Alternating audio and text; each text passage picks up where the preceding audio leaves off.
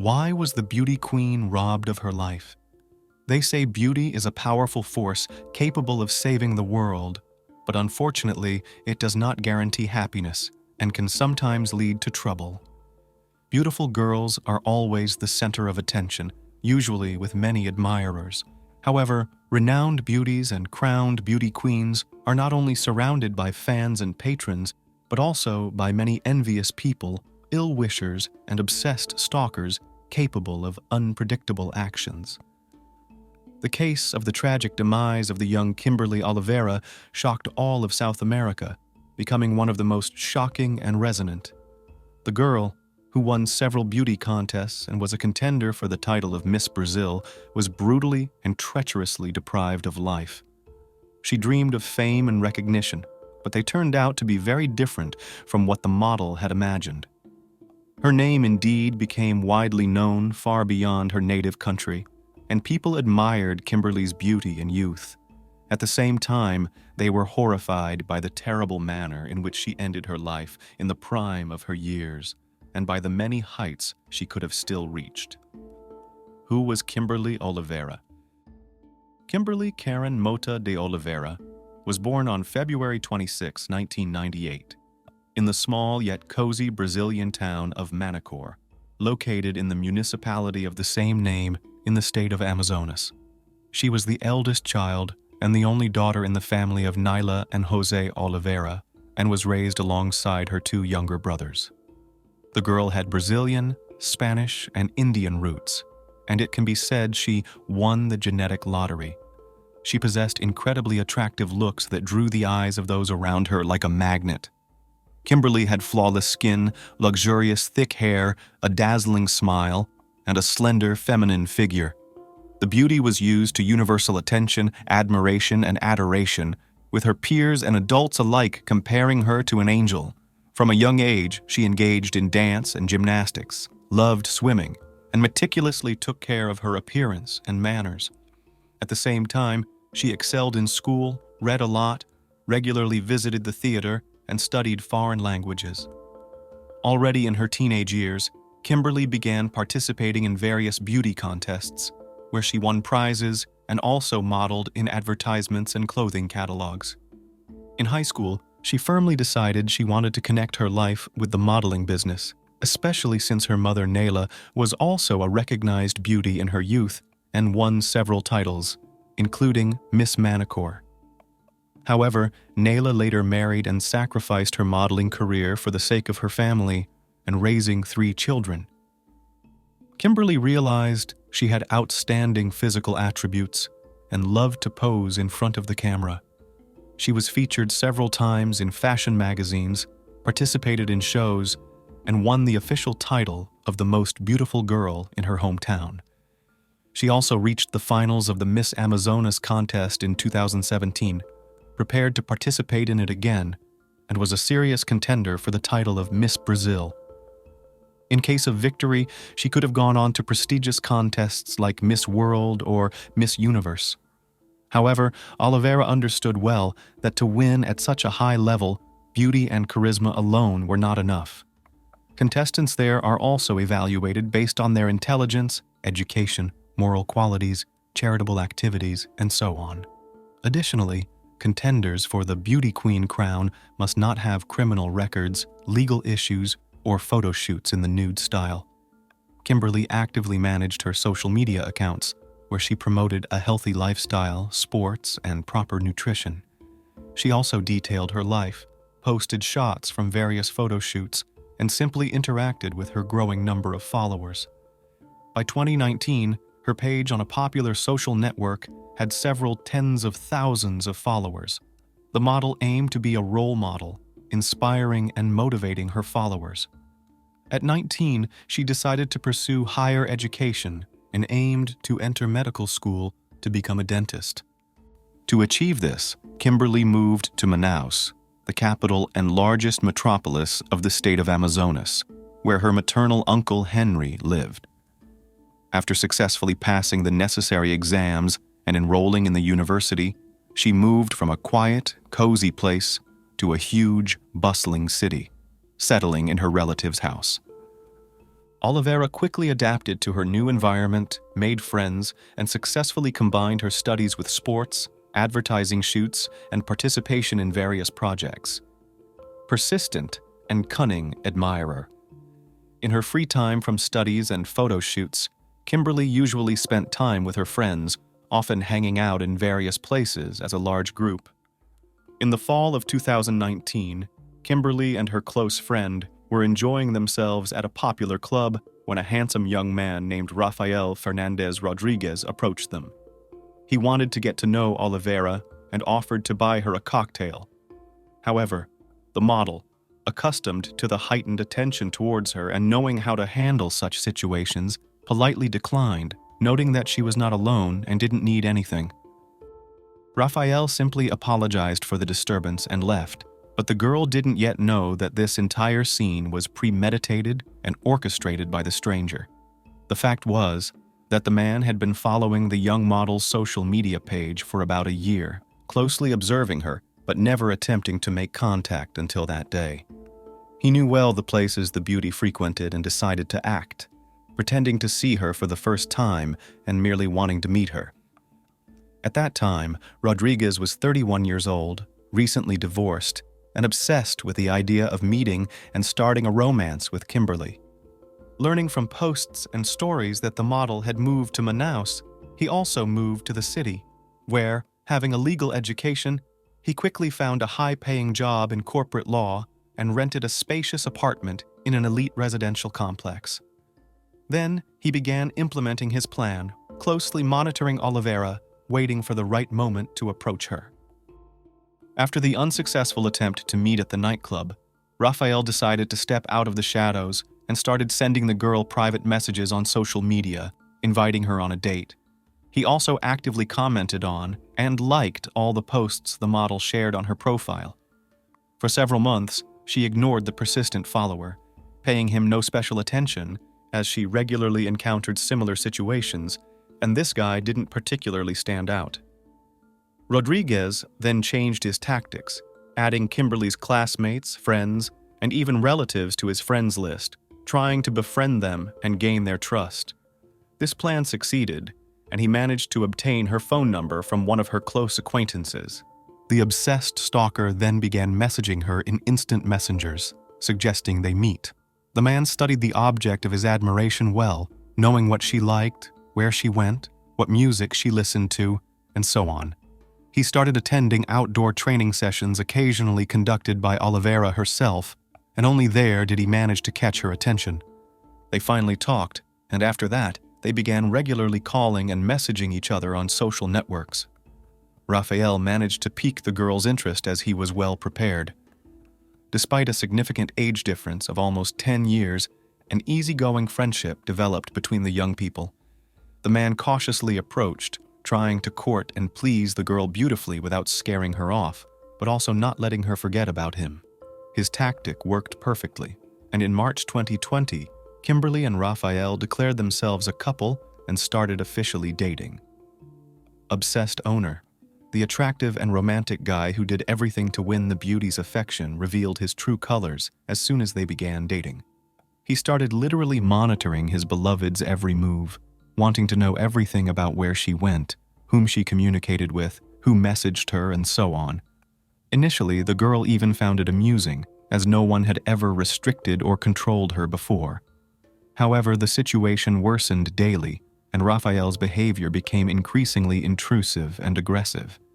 He now decided which photos Kimberly could post on social media, when and if she could go live, whom to respond to and whom to block. Soon she grew tired of this, attempted to set personal boundaries the guy couldn't cross, and they had a serious argument. Rodriguez had to apologize, and to make amends, he invited the girl to a luxurious restaurant and gave her a huge bouquet of flowers. He repeated this after each quarrel to avoid losing Olivera, whom he had pursued so long and persistently. The man gave her expensive gifts, organized romantic dates at trendy spots, and said he would never leave her. Kimberly increasingly complained to her friends about her boyfriend, saying she couldn't take a step without his permission and approval. Rafael forbade her from talking to guys even at the university, took her phone without permission, checked calls and messages, and then created scenes. Sometimes, he got so furious that the girl feared for her safety. Her friends confirmed this was abnormal, advised her to have a serious talk with the guy, and if nothing changed, to leave him before it was too late. Kimberly also understood she didn't want to live like this, knowing a brilliant modeling career, diploma defense, world travels, photo shoots for fashion magazines, fame, and recognition awaited her. She didn't want to give it all up for uncertain relations with an unstable and obsessed owner who restricted, controlled, and sought to possess her like an object. Final decision. By early May 2020, after 2 exhausting months of relationship, Kimberly decided to break up with Raphael, but was unsure how to do it without triggering his anger. She waited for the right moment to announce the breakup, but it was no longer possible to delay. On May 10th, Brazil celebrated Mother's Day, a holiday Kimberly always spent with her mom. However, due to restrictions imposed by the raging COVID-19 pandemic in 2020, she couldn't travel to her hometown to congratulate her mother. Instead, Kimberly posted a photo of them together with a touching caption and words of gratitude. At the time, Nayla was in the hospital undergoing treatment after being diagnosed with cancer. After posting, Kimberly went for a run in the park with a few friends, including Raphael. Everyone who saw the couple that day claimed they weren't arguing, were talking nicely, and no one except her close friend knew that the model planned to break up with her boyfriend that evening and had already made her decision. At noon, Kimberly called her uncle and told him she would spend the day with her best friend Gabriella, but would return home to sleep. Later, she called Henry again, asking him not to lock the front door because she forgot her keys and promised to be back by midnight. Henry did as asked and went to bed, fully trusting his niece. In the evening, while at her friend's place, Kimberly rehearsed what she planned to tell her boyfriend. She carefully chose words to avoid hurting his feelings and to prevent any outbursts of anger, although it was very difficult. Finally, she seemed to have found the right delicate phrases and was ready for the important conversation. Around 9 in the evening, Raphael arrived at her friend's house in his brand new white Audi. Kimberly walked out to him with a smile, waved goodbye to Gabriella, and got into the passenger seat next to the driver. No one saw the girl alive again. Mysterious disappearance of the couple. On the morning of May 11th, when Henry woke up, he realized his niece hadn't come home and became very worried. Kimberly always told him when she would return and informed him if she planned to stay over at a friend's place. He tried to contact her, but her phone was off. He then called Gabriella, who said that Kimberly left with her boyfriend and hadn't been in touch since.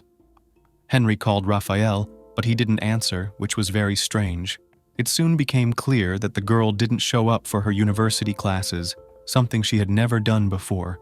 By noon, convinced that his niece was missing and no one had seen her, Henry went to the police to file a report about the disappearance of the girl and her boyfriend.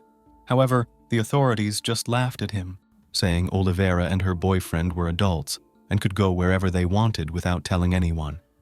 Henry and a few friends of the missing girl began searching on their own. They first went to Raphael's apartment, but no one answered the door. His car was also missing from the parking spot. Everything indicated that the couple had indeed gone somewhere together, but Kimberly's close ones knew she would never disappear without telling anyone. By evening, Henry called his sister Nayla and told her what had happened. He didn't want to worry his relative, who was battling a severe illness, but he couldn't wait any longer since she had also been trying to contact her daughter all day and suspected something was wrong.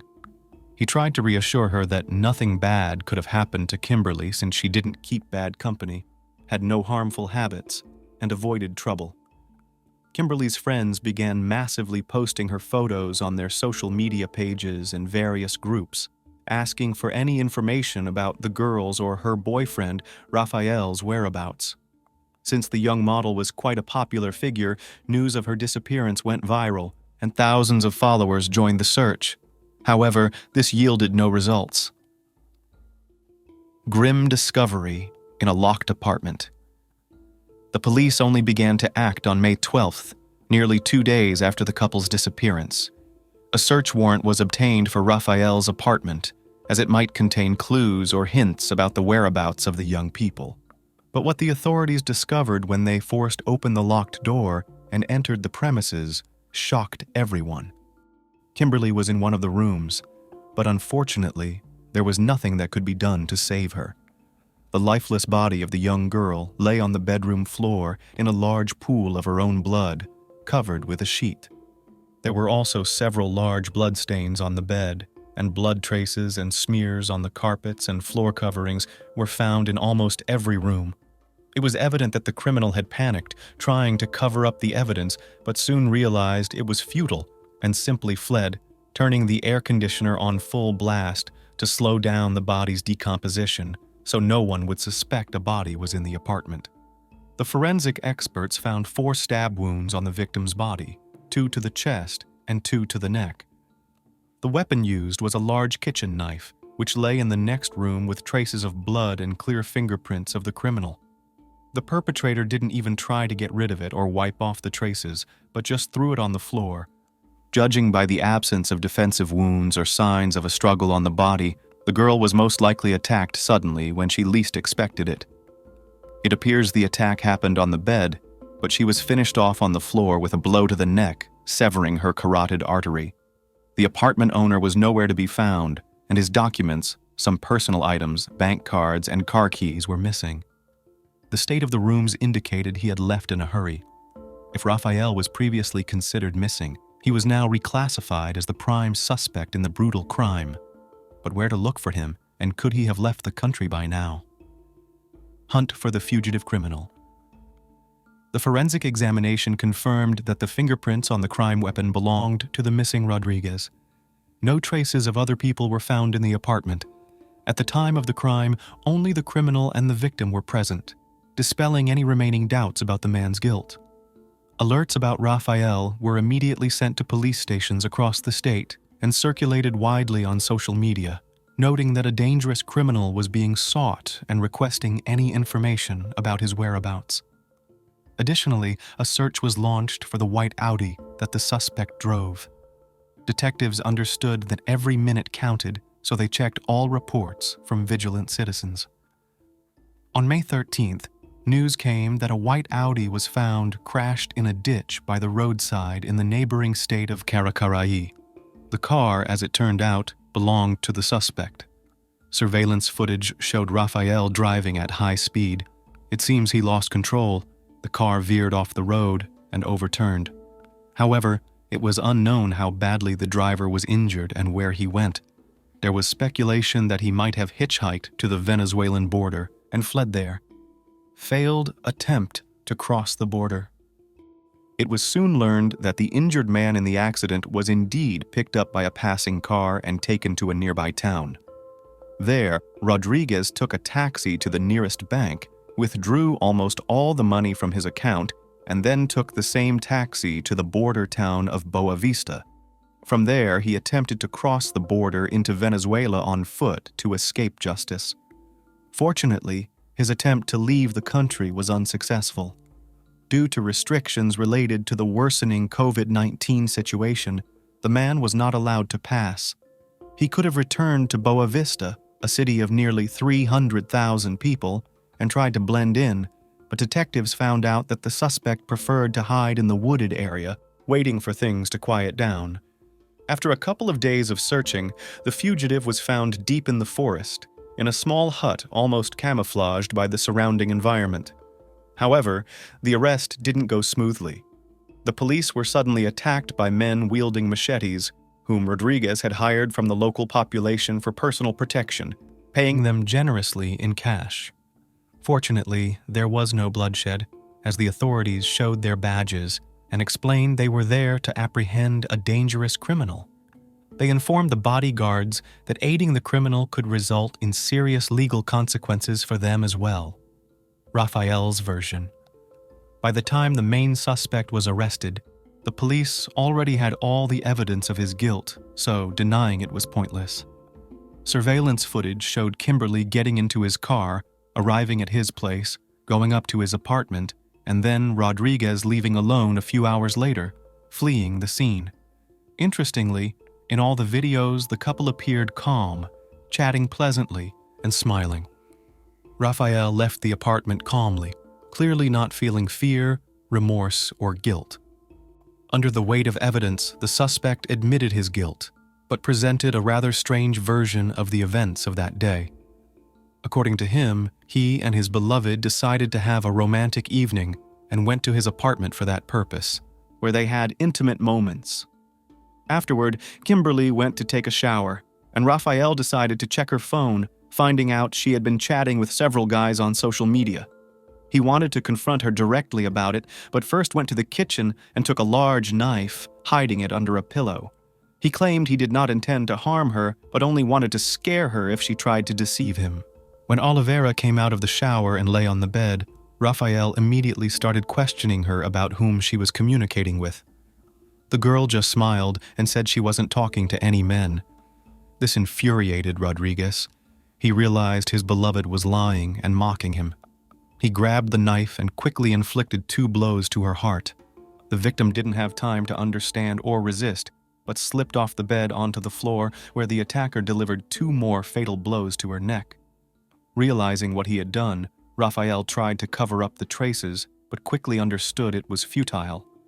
He couldn't remove the body from the apartment unnoticed, and the suspicion would still fall on him. So, he simply covered the body with a sheet and turned the air conditioner on full blast to keep the room as cold as possible, slowing the decomposition process. Witness testimonies. Kimberly's best friend, Gabriella, testified as a witness, providing a completely different version of events. According to her, Kimberly had finally decided to break up with her aggressive and mentally unstable boyfriend that evening. She had spent a long time carefully preparing what to say, knowing that one wrong word could send Rafael into a rage. Gabriella insisted that Kimberly would not have been intimate with a man she planned to leave, and certainly wouldn't have joked about messaging other guys, knowing his reactions were always unpredictable. Another witness was the defendant's ex-wife, who confirmed that Rodriguez was a cruel person who suffered from uncontrollable fits of anger, affecting everyone around him. His aggression was the primary reason for their divorce. Rafael's only supporter was his mother, Fatima, who claimed that he was a good person and never meant harm to anyone. She blamed Kimberly, her ex-daughter-in-law, and everyone else for driving her boy to sin. Lenient sentence and its aftermath. Rodriguez's father did not live to see the trial. Realizing what kind of monster he had raised, the elderly man chose to end his life by stepping in front of a train. His widow insisted it was an accident, saying her husband felt unwell and accidentally fell onto the tracks. However, surveillance footage clearly showed otherwise. The defendant's legal team pushed the narrative of his insanity, repeatedly delaying the case by requesting new psychiatric evaluations. Ultimately, Rafael was deemed capable of standing trial for his heinous act. The trial began in October 2021, nearly a year and a half after the brutal crime. Despite the overwhelming evidence of his guilt, Rafael received a surprisingly lenient sentence of only 14 years in prison, later reduced by another year. This outcome was due to the defense's successful argument that their client had acted in a fit of rage when he committed the crime. As a result, instead of life imprisonment, he received a significantly lighter punishment. On the day of the sentencing, October 28th, Kimberly's mother, Nyla Olivera, passed away after a long battle with cancer. She had followed every court session via video call from her hospital bed, where she was in very poor condition. Just a few hours after the verdict was announced, her heart stopped. The Olivera family lost 2 beloved members in less than a year and a half. First their cherished sister and daughter, then their loving wife and mother. Meanwhile, Rodriguez's mother vowed to wait for her son to be released from prison, as he was the only close family she had left after her husband's death. The Salma Montes case. Why did a young student pay with her life? Our today's story, widely publicized as the Salma Montes case, took place in Mexico just a few years ago. The victim was a young law school student who was guilty of breaking off her engagement to her fiancé, who abused her. For this, the 22-year-old girl paid for her life in the most brutal way, and her executioner, with the support of loved ones, was confident that he would escape punishment. In a wicked irony of fate, Salma studied at the faculty, specializing in crimes against women. Who is Salma Montes? Our current heroine was born in 1996, November 18th, in a small Mexican town, Delicias, located in the state of Chihuahua, in the northern part of the country. The full name given to her at birth is Salma Yajaira Montes Soto. She was the youngest of 2 children in the family and was raised with her older sister Karen. The girl's birth father, whose name was Gabriel, passed away from a heart attack when Salma was barely 4 years old, and her sister was 8 years old. Since then, their mother Soledad raised the children on her own. The woman never married again and devoted herself to her daughters, doing everything to ensure that they did not need anything. Salma grew up a kind, sociable, and responsive girl. She had many friends from an early age. She adored animals and always came to the aid of others at the first call. Those around her characterized her as a petite, smiling brunette with incredibly beautiful eyes and a kind soul. As a child, Salma, playing with her sister, fell off the swing and split her eyebrow, which left her a small scar in the form of a crescent moon, but it did not spoil her attractive appearance, and rather even became a kind of highlight. In adolescence, the girl, like many of her peers, decided to make a few small tattoos, which, as it seemed, reflected her inner world and state of mind. Her mother, although she was a person of conservative views, did not object and prevent her younger daughter's self-expression. She did well in school, although she was not an excellent student. She dreamed of getting a higher education, but knew that her family has no money to pay for expensive university tuition, and therefore made every effort to get a scholarship and study for free. Although not without difficulty, but Salma succeeded, and she became a student at the prestigious National Autonomous University of Mexico. The girl entered the Faculty of Law, choosing a specialization, crimes against women. Roman with a butcher. In 2006, the 20-year-old student met a young man whose name was Kevin Gualberto Pilcaster. The guy was 5 years older than her. He worked as a cook in one of the local catering establishments and dreamed of a career as a restaurateur. It is noteworthy that the young man began his professional career as a butcher, cutting up cattle carcasses in a butcher's shop owned by his family. Kevin was quite nice, good-looking, and courteous. He knew how to make a good impression, and he seemed to Salma to be a good guy. Between them began a friendly communication, which very quickly turned into a romantic relationship. 5-year age difference was not a serious obstacle, and about a year later the couple officially engaged. Members of the Pilcaster family gladly accepted Salma, despite the fact that her family was much more modest in terms of material wealth. They believed that the young beauty has a positive effect on Kevin, who next to her literally glowed with happiness. But there was another reason, which they preferred not to talk about. As it turned out, the guy had attacks of aggression, from which suffered all those who were unlucky to be at that moment near. However, after the engagement, as it seemed to everyone, he became a little more restrained and calm.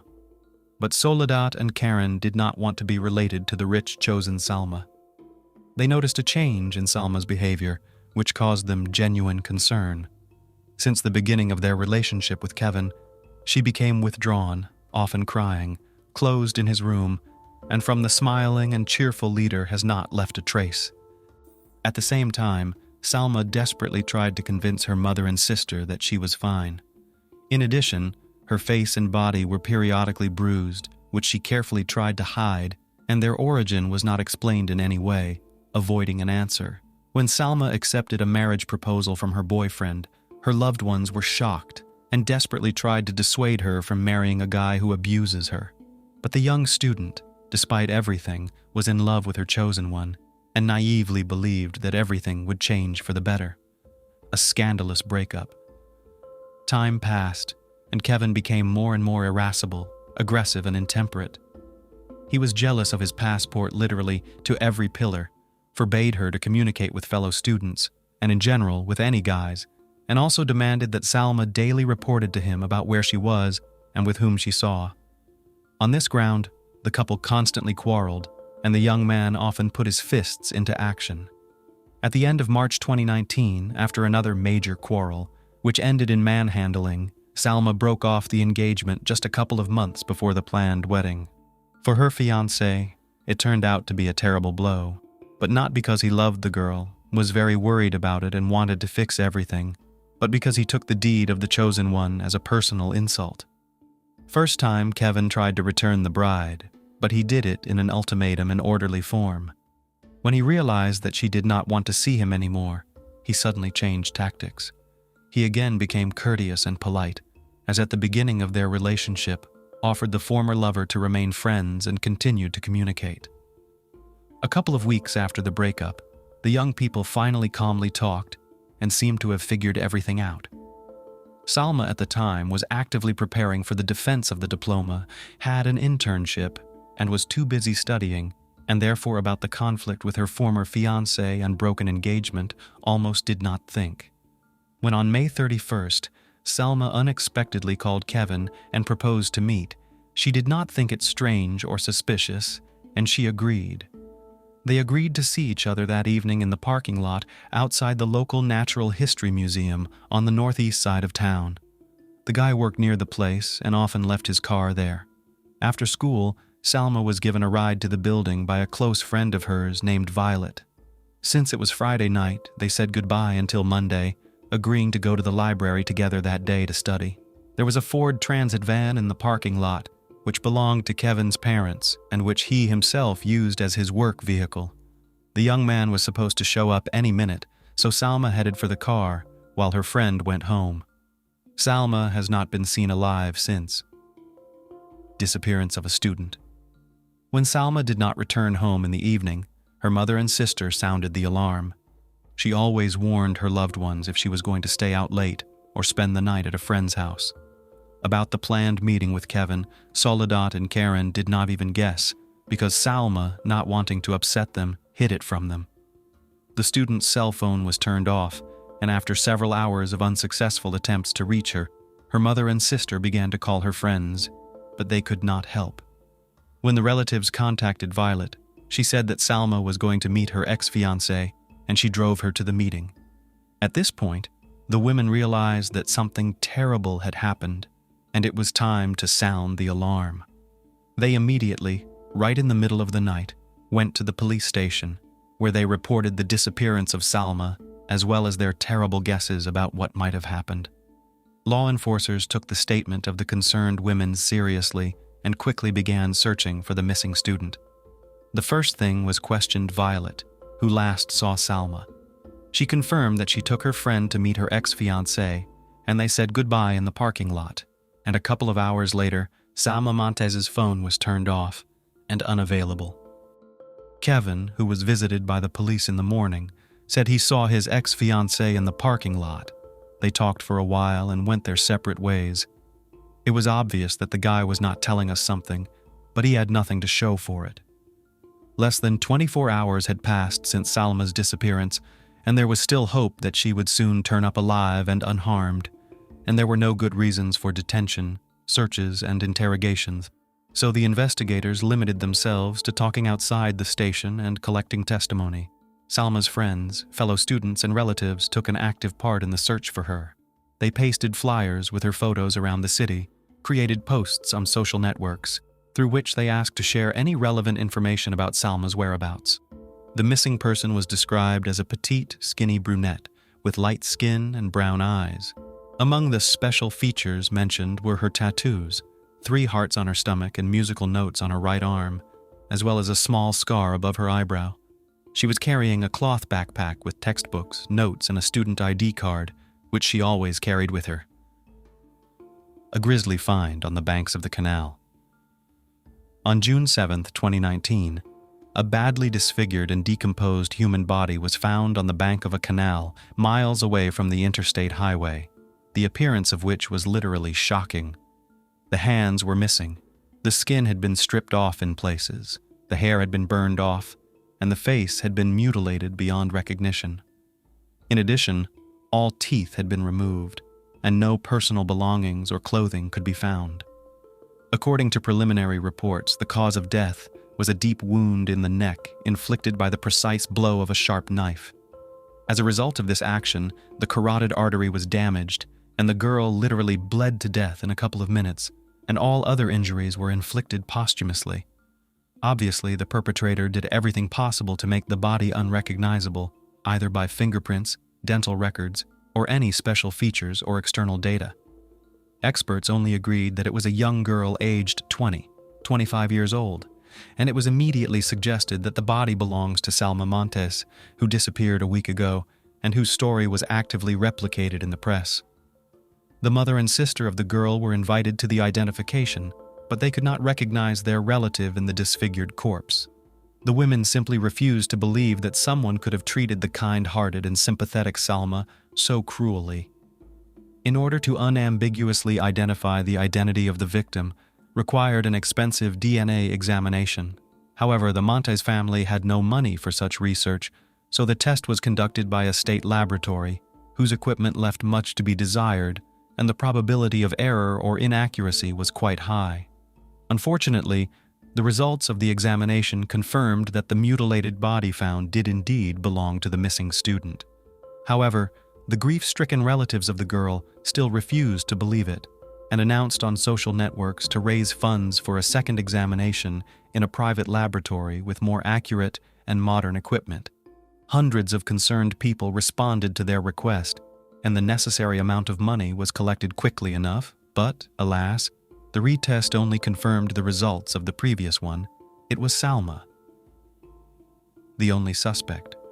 Relatives and close friends of the deceased in one voice claimed that she had no enemies or ill-wishers, but at the same time, almost all mentioned her troubled relationship with Kevin Pilcaster, with whom she broke off her engagement about a month before her disappearance.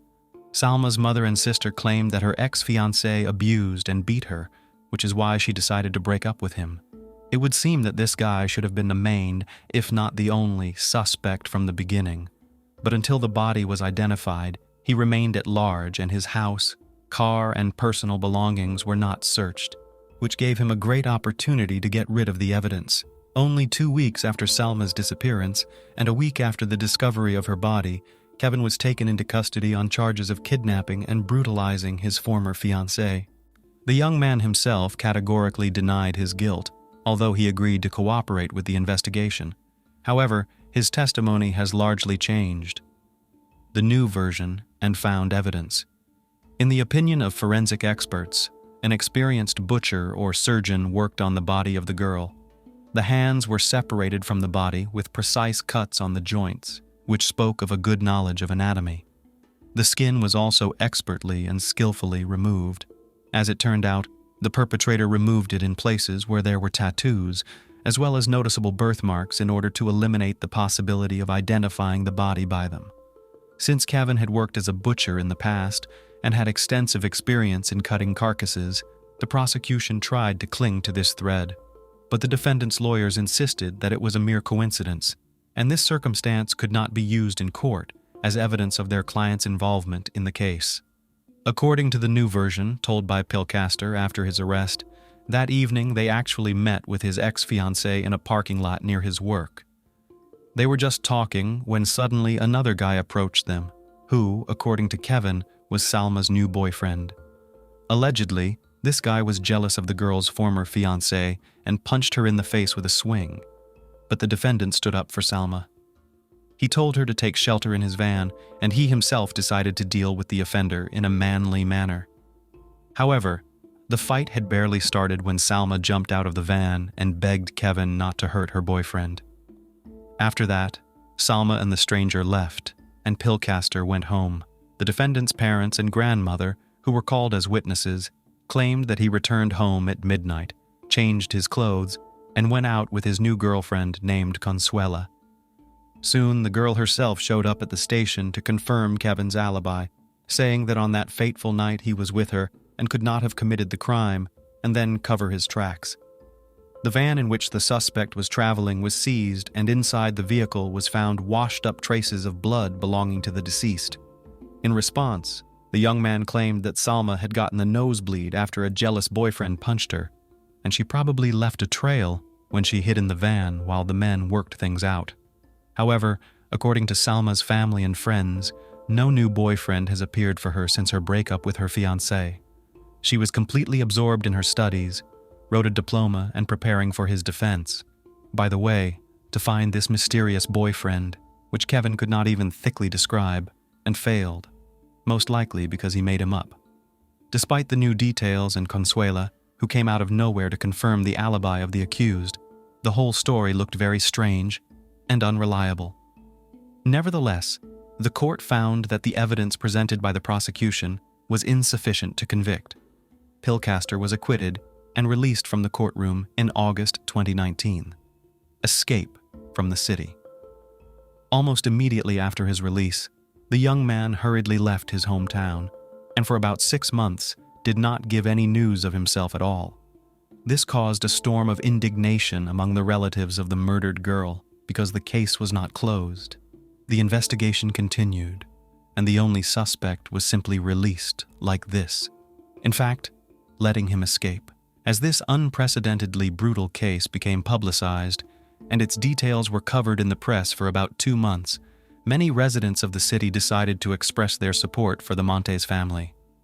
People gathered at spontaneous rallies, demanding to find Kevin and to reopen the case against him, because he was clearly not telling something, and the story he told was not believable. Salma's family and the activists who helped them succeeded in getting the investigation reopened, and a second search of the suspect's home revealed a hidden cache in the wall containing Kevin's bloody clothes and a large kitchen knife, which he had probably used to kill and then partially cut up his victim. Most likely, he had not had time or was afraid to dispose of this evidence, believing that no one would find it in the stash.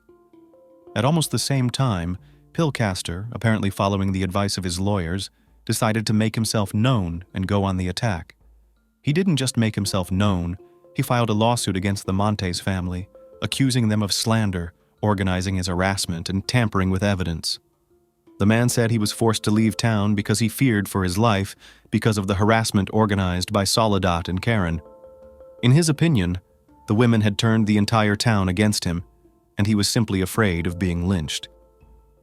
As evidence, Kevin provided a mass of anonymous, threatening messages that he received on a daily basis, all because his personal information, including his phone number and email address, was published on the internet, as he assumed it was done by relatives of his ex-fiancée. He also claimed that he was being guarded under the house by unknown people who threatened to do away with him and his family. Following the gruesome discovery at the Pilcaster home, Kevin has once again become the prime suspect in the murder case and has once again been taken into custody. At the same time, the man and his lawyers insisted that the evidence was planted on him and also accused the Attorney General of collusion with the Montes family and the deliberate concealment of part of the CCTV footage, which allegedly could prove the innocence of the defendant and confirm his alibi. However, no such recordings were found because they simply did not exist. A new investigation and a protracted trial. Before Kevin could be taken back into custody, it was necessary to overturn his previous acquittal. This process was somewhat protracted because the judge did not want to admit his mistake and insisted that his decision was correct, and only right. However, after several sessions, the verdict was overturned, after which a new case was started, taking into account the discovered evidence. In this regard, Kevin's parents and grandmother decided to organize a real press conference, during which, answering questions from journalists, called their family members victims of the machinations of Soledad and Karen Montes. According to them, these women from the beginning were against the relationship between Kevin and Salma, while the Pilcasters loved Salma with all their hearts and already considered her a member of their family. They also claimed that they were literally crushed by the news of the death of the failed daughter-in-law, and soon they were in for another shock when their son was accused of Salma's murder.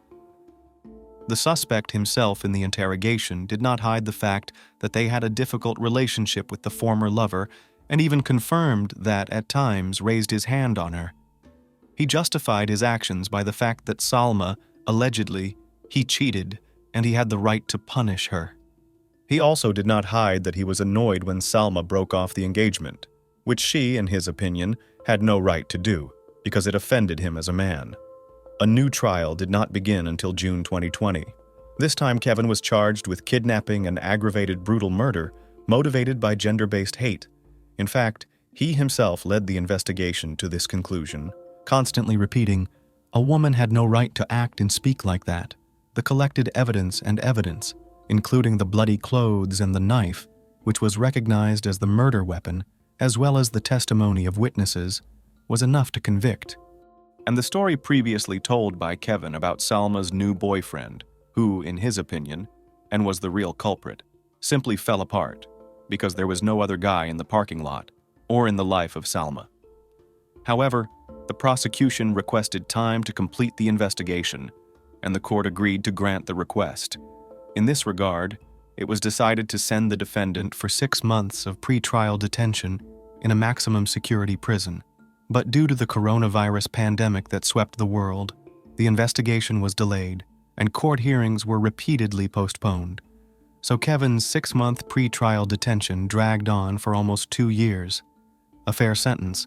It wasn't until May 2023, on the eve of the 4th anniversary of the crime, that a new hearing was held, at which the prosecution presented all the evidence it had managed to uncover in the meantime. In court, several witnesses testified to the fact that Pillcaster abused his fiancée, beat her, and sought to control her every move, depriving her of any freedom. He treated her like a thing that belonged only to him and did not accept the fact that she chose to leave him. On August 16, 2023, Kevin was found guilty of aggravated murder as well as cruelty to the body. As for the kidnapping, this point of the charge, according to the judge, was not proven because Salma herself came to meet with her ex-fiancé and herself could get into his car. Nevertheless, the evidence presented in the courtroom was enough to send a young man to prison for life. More precisely, he was sentenced to 70 years in prison. But if we take into account that at that time the defendant was 32 years old, it is fair to say that such a sentence became for him a life sentence.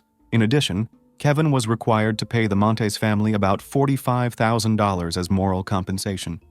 Salma's mother and sister later stated that they were quite satisfied with the verdict, although Pillcaster never admitted his guilt, did not repent, and did not explain the motives for his terrible and inhumane act.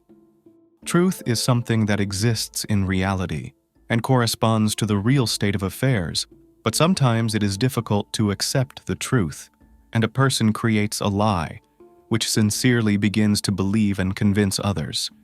11 young men and 1 girl met in a hotel room to celebrate the new year. Strange collaboration, you will think, and you will be right. But wait. There is one fact that will completely change your opinion. The men at this party are all members of a sexual minority, which means that 12 friends just met to have fun and celebrate the year 2021. And indeed, they celebrated the new year very cheerfully, so much so that on January 1st, the company had to take the only girl to the hospital, where doctors declared her death. But who was she? How did she die, and was anyone charged in connection with her death? But that's all in order. Next, let's break down the past party almost minute by minute, see what happened on the fateful night, and you'll definitely understand why we started this story with the notion of truth. So on December 31st, 2020, in Manila, the capital of the Philippines, at the 4-star City Garden Grand Hotel, John Paul de Lucerne checked in at 11 a.m. Christine Dacera checked in later, and during the day, 9 other guys checked into room 2207 and room 2209, which were on the same floor. Hotel manager John Paul Khalili joined the merry company just after midnight. New Year's Eve night was all about fun, dancing, and alcohol, lots of alcohol. Rommel Galita woke up around 10 a.m. and noticed Christine sleeping in the bathtub. He covered her with a blanket and went back to sleep. When he woke up several hours later, he found her unconscious and beginning to turn blue. Christine was taken to the hospital by 3 friends and hotel staff, but upon arrival at the emergency room, doctors only pronounced her dead. The 11 guys with the only girl spent the entire night in the hotel room, and she was dead by morning. News headlines about the crime shocked the public. Everyone imagined the story the same way, because it was obvious what a group of young guys and one girl could do all night. But what really happened that New Year's Eve night, and from what Christine Dacera died, was to be solved by the investigation. Christine Angelica Dacera was born on April 13, 1997, into the well-to-do family of John Nestor Dacera and Sharon Rose Faba Dacera, and grew up in Barangay San Isidro, General Santos City. She grew up an outgoing, intelligent, and independent girl. Kristen was a loving sister to her 3 siblings, Monica, Chloe, and JJ. After graduating from high school, she moved to the larger and more promising city of Davao, on the shores of the bay of the same name. There she enrolled in university. Christine studied diligently, danced, modeled, and was active on social media. Christine was also the epitome of beauty and intelligence. In 2017, she graduated with honors from the University of the Philippines Mindanao in Davao City, where she earned a Bachelor of Arts in Communication Arts with a major in Media Arts. The girl has been actively involved in modeling and theatrical performances. On August 5, 2017, she competed against 8 other contenders for the title of Miss Silva Davao 2017 at the New City Commercial Corporation Mall in Davao City. She came in second place. In June 2018, she participated in the annual fashion show. From September 2017 to January 2019, she worked as a marketing consultant for Gaisano Malls in different parts of Mindanao, including Davao City, General Santos City, Tagum, Toril, and Digos. Christine's life has been colorful and fulfilling. In February 2019, her life's dream came true. She moved to Manila to start working as a flight attendant for PAL Express, a subsidiary of Philippine Airlines. Christine Dacera's last flight as a flight attendant was on December 28, 2020. Christine's death was immediately publicized, due to which numerous discussions and theories were formed in the community. Initially, the police suspected that Kristen was most likely abused and killed by a group of guys she was partying with on New Year's Eve. Even without autopsy results and a toxicology report, Makati City Police filed preliminary charges of assault and murder against 11 men. The Philippine National Police declared the case closed. Arrests were made with charges and identification of suspects. 3 of the party participants were detained after surrendering to authorities on their own. But the main answer to what really caused Christine's death was the forensic medical report. The autopsy of Christine's body was conducted in Pasay City at the Rizal Funeral Home under the direction of Forensic Medical Officer Police Major Michael Nick Sartiento. On January 3, 2021, the examination of Christine Dacera's body was completed, and a forensic report was issued which found that death was due to natural causes due to a ruptured aortic aneurysm. However, it also mentioned bruises on the girl's right arm, right thigh, knees, ankles, and right foot, as well as a linear abrasion on her right thigh. Deeply healed lacerations and abrasions were also reported during the genital exam. The National Capital Region Police Department announced that a special investigation team had been set up to look into the case, but Christine's family was unwilling to accept the fact that a young, vibrant girl could die a natural death prematurely. At a press conference on January 5, 2021, Christine Dacera's family stated that they had seen the autopsy report that said she died of an aneurysm. However, they stated that the autopsy performed was incomplete and requested a second autopsy. The parents of the deceased have been trying to understand how Christine's aorta was ruptured. After all, the police and the Dacera family lawyer believed that the aneurysm was the result of assault or abuse, which means it was not a natural death, and the perpetrators should be punished. The prosecutor's office identified all of the 11 men who were with Christine throughout the night. Some of them were her co-workers. Other young men were friends of her friends whom Christine was meeting for the first time. It turned out that Christine was the initiator of this party. She had booked the hotel room herself a few days in advance and coordinated this party with her friends.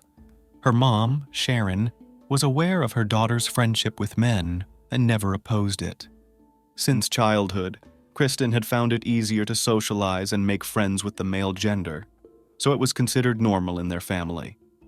In addition, she and her friends usually did not go home for vacations, so it became a tradition for them to meet each other every year.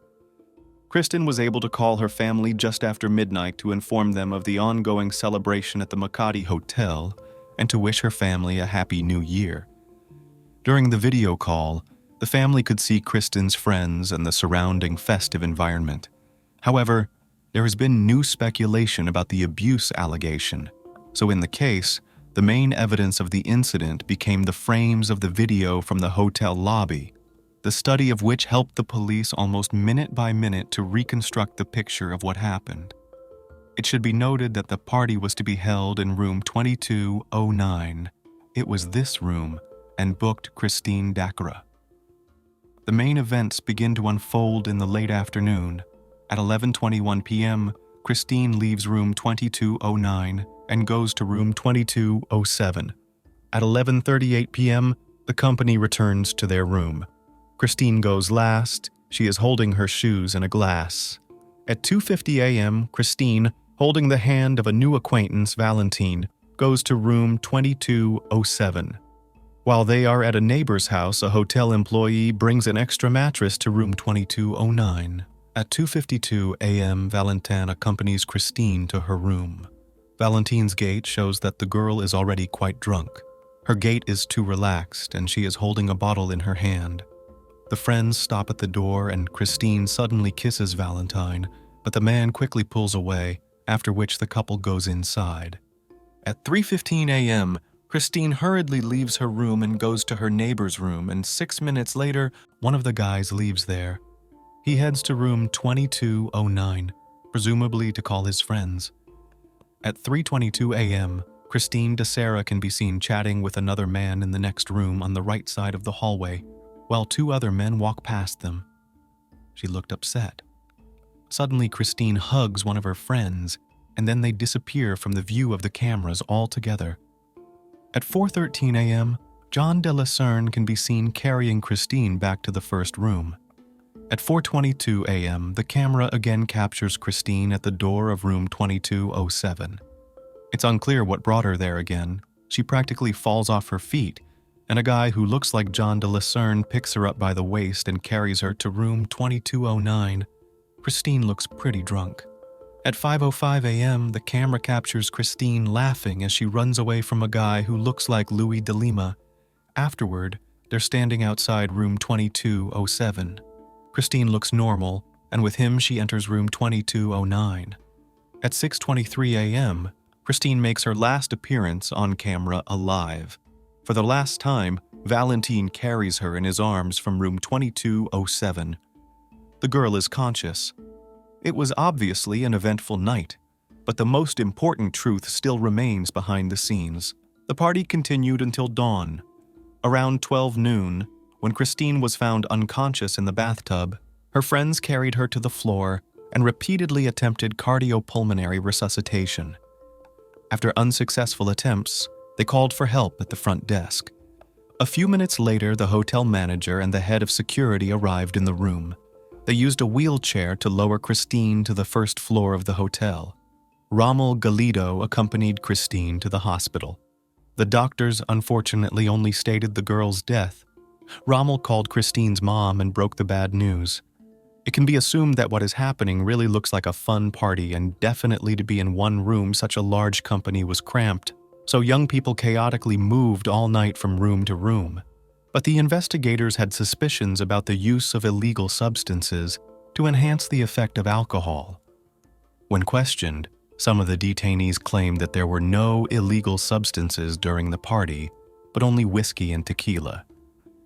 It is worth noting that illegal drugs were initially the centerpiece of the investigation, as the testimony of one of the detainees reported that Christine had doubts about the contents of the drinks and suggested that someone may have spiked it with an unknown substance. It transpired that guests were asked to bring their own food and drinks. Because of this, there was speculation that Christine Dacera's drink was poisoned, and could have triggered the aneurysm that eventually led to her death. But the autopsy report stated that no alcohol or illegal drugs taken the night before her death would cause this type of aortic dilatation or defect. Substance information was later unconfirmed, as no illegal substances or traces of them were found in the room or in the suspect's personal belongings. An examination and search of the two rooms, as well as the neighboring room 2009, looking for potential evidence, did not yield the desired results that at least indirectly proved the violent death of Christine Dacera. Under questioning, Mark Rosales and John de la Serna publicly admitted their unconventional orientation and stated that Christine was their best friend and they would never hurt her. John also revealed that they had to bring Christine back from room 2207 because she was already vomiting early in the morning. Rommel Galido said that around 10 a.m. he found Christine in the bathtub of their room and thought she was asleep, so he just covered her with a blanket. However, around noon, after he woke up and went back to wake her up, he realized the girl was blue and not breathing. He rushed to his friends for help. The hotel advised that she be rushed to Makati Medical Center, where she was pronounced dead on arrival, reportedly due to a ruptured aortic aneurysm. The hospital reported the death to the Makati City Police.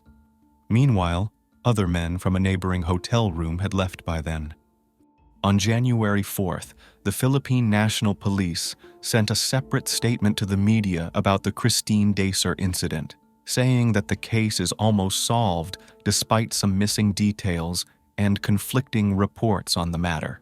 Police Chief Debold Sinas said they already have 3 suspects, and they have been apprehended.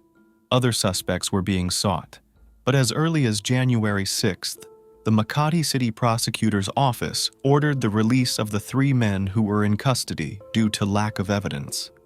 Prosecutors insisted that the evidence presented was insufficient to establish that Christine was abused. They also said that even if Christine Dacera was abused, the police have yet to prove that this is what caused her death. Moreover, the party was a gathering of men of non-traditional orientation where they were all flirting with each other, and Christine was an extra woman. Rommel Galido, as well as most of those present at the party, were stewards and co-workers of Christine Dacera at PL Airlines, indicating that she was well acquainted with these men and their orientation. On January 13, 2021, the Makati City Prosecutor's Office launched a preliminary investigation and based on an official autopsy that confirmed that the 23-year-old died from a ruptured aortic aneurysm. The prosecutor's office also called on the police to release the results of the victim's DNA analysis, toxicology report, and histopathic study. However, Christine's mother, Sharon Dacera, criticized the report that her daughter was not abused. She appeared on a news show where she claimed that her daughter was abused by a group of guys. If you see Christine's body, if you're a mother, you'll probably feel the pain that Christine suffered because of them. But my daughter can't talk anymore because she's dead. The woman spoke out on the TV program. Sharon cited the lacerations and bruises on her daughter's body, which were not recorded in the autopsy, as evidence that the report was inaccurate. Christine's family later said they wanted another autopsy to challenge authorities' initial findings that she died a natural death. The basis was injuries and bruising that were not documented in the first report. Family spokesperson Brick Reyes said that the injuries on the victim's legs and arms, as well as her remains, would provide sufficient evidence that Christine was abused. Brick Reyes also said that they believed the young woman was drugged and abused before she died. Christine was already intoxicated and complained that something seemed to have been spiked in her drink during the New Year's Eve celebration. Christine's parents said they have filed a complaint demanding the immediate dismissal of Michael Nick Sarmiento for gross negligence and gross incompetence in preparing Christine's forensic report and death certificate. Dr. Maurici Ramos, a friend of Dacera's family, told reporters that the body was subjected to a second autopsy. He also emphasized that the biological fluids recovered from the second autopsy have been forwarded to the Death Investigation Unit, which will provide more details after a final evaluation and consolidation of all the findings of its forensic team. The pathology autopsy results from the Southern Police District Crime Lab Division's forensic report, which was eventually shared on social media, showed that the cause of death was consistent with what was previously reported as a ruptured aortic aneurysm. The official autopsy revealed that Christina was not abused on the night of her death. The actual cause of Dacera's death lies in the aorta. The constant increase in blood pressure in the aorta caused the defect to weaken, and eventually the aorta ruptured, the Philippine National Police Crime Lab report said.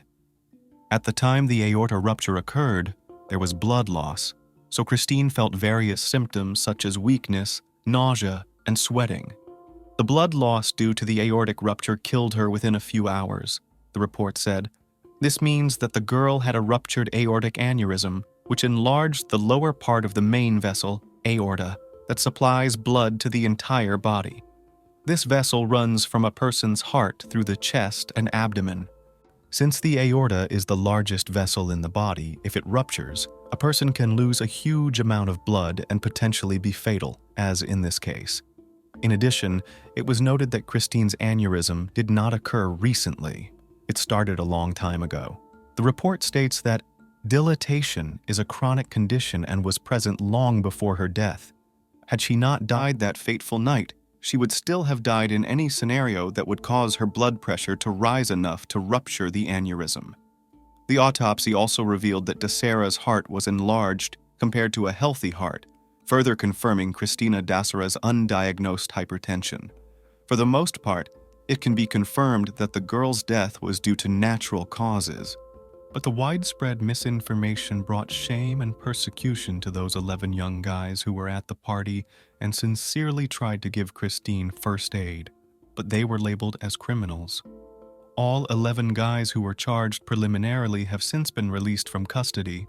The Makati City Prosecutor's Office tried to rectify the situation and said that at the time of the publicity, the evidence presented was not enough to establish that Christine Dacera was abused, and it was impossible to obtain proper evidence at that time.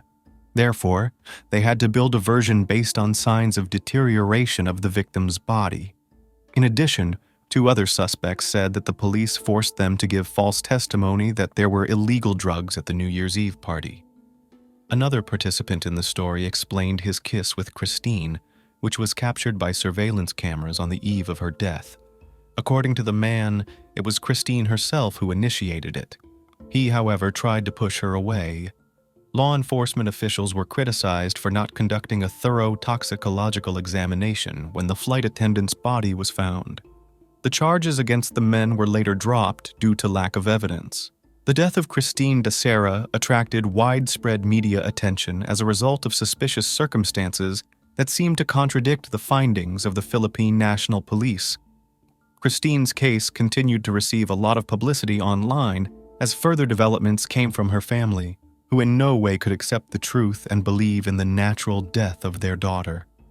The girl's mother, Sharon, appealed to President Rodrigo Duterte for help in seeking justice for her daughter. I am an ordinary person. You also have a daughter. I want to speak out openly because I don't want anyone to be victimized by the kind of cruelty and barbarism like my Christine. Christine Dacera was buried at Forest Lake Memorial Park in her hometown of General Santos, more than a week after her death. A wave of condolences, reposts, and farewells traveled across the social stanzas of Kristen's friends and co-workers. Ultimately, the unconventional case of Christine Dacera serves as a prime example of when the media spreads misinformation and how it can affect the public as well as impact those involved. As we come to the end, the story wants to return to the truth, which sooner or later, but in any form, is bound to take its place of honor. After all, the truth is one. But Christine's family is still convinced that the girl was killed by these people and that there is something secret in this story. Personally, I do not understand and found no answers to the question about bruises and wounds on Christine's body. Why was it hushed up? It seems that despite the presence of wounds and bruises on Christine's body, the cause of her death was not them, but the rupture of the aorta due to heart disease, so they did not focus on the wounds on her body. In my opinion, there are a lot of oddities and inconsistencies in this case, but you guys are the judge. I would like to wish Christine's family to accept the irreparable loss, because young guys, whether they are guilty or not, will end up remembering the same sad story every New Year's Eve and making excuses for the rest of their lives. Who organized a bloodbath in a quiet town?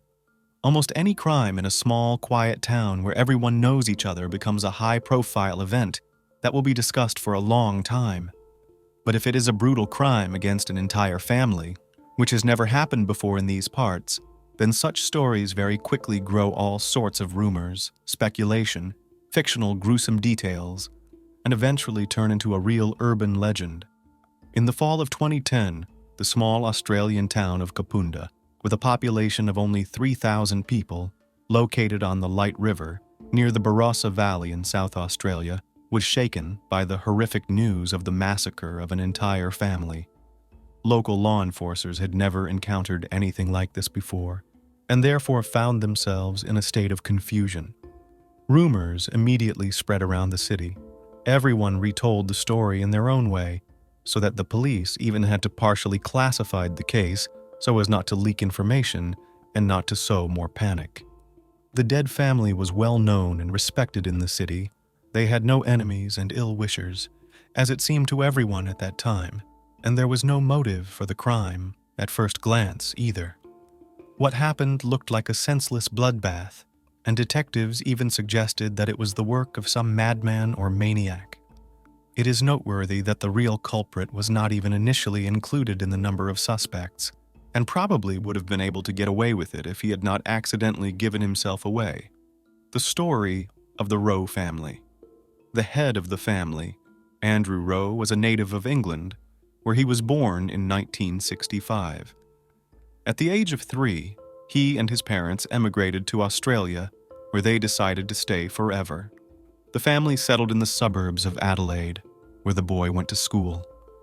He from an early age was sociable, had a great sense of humor, and had a lot of friends, and also loved fishing with his father.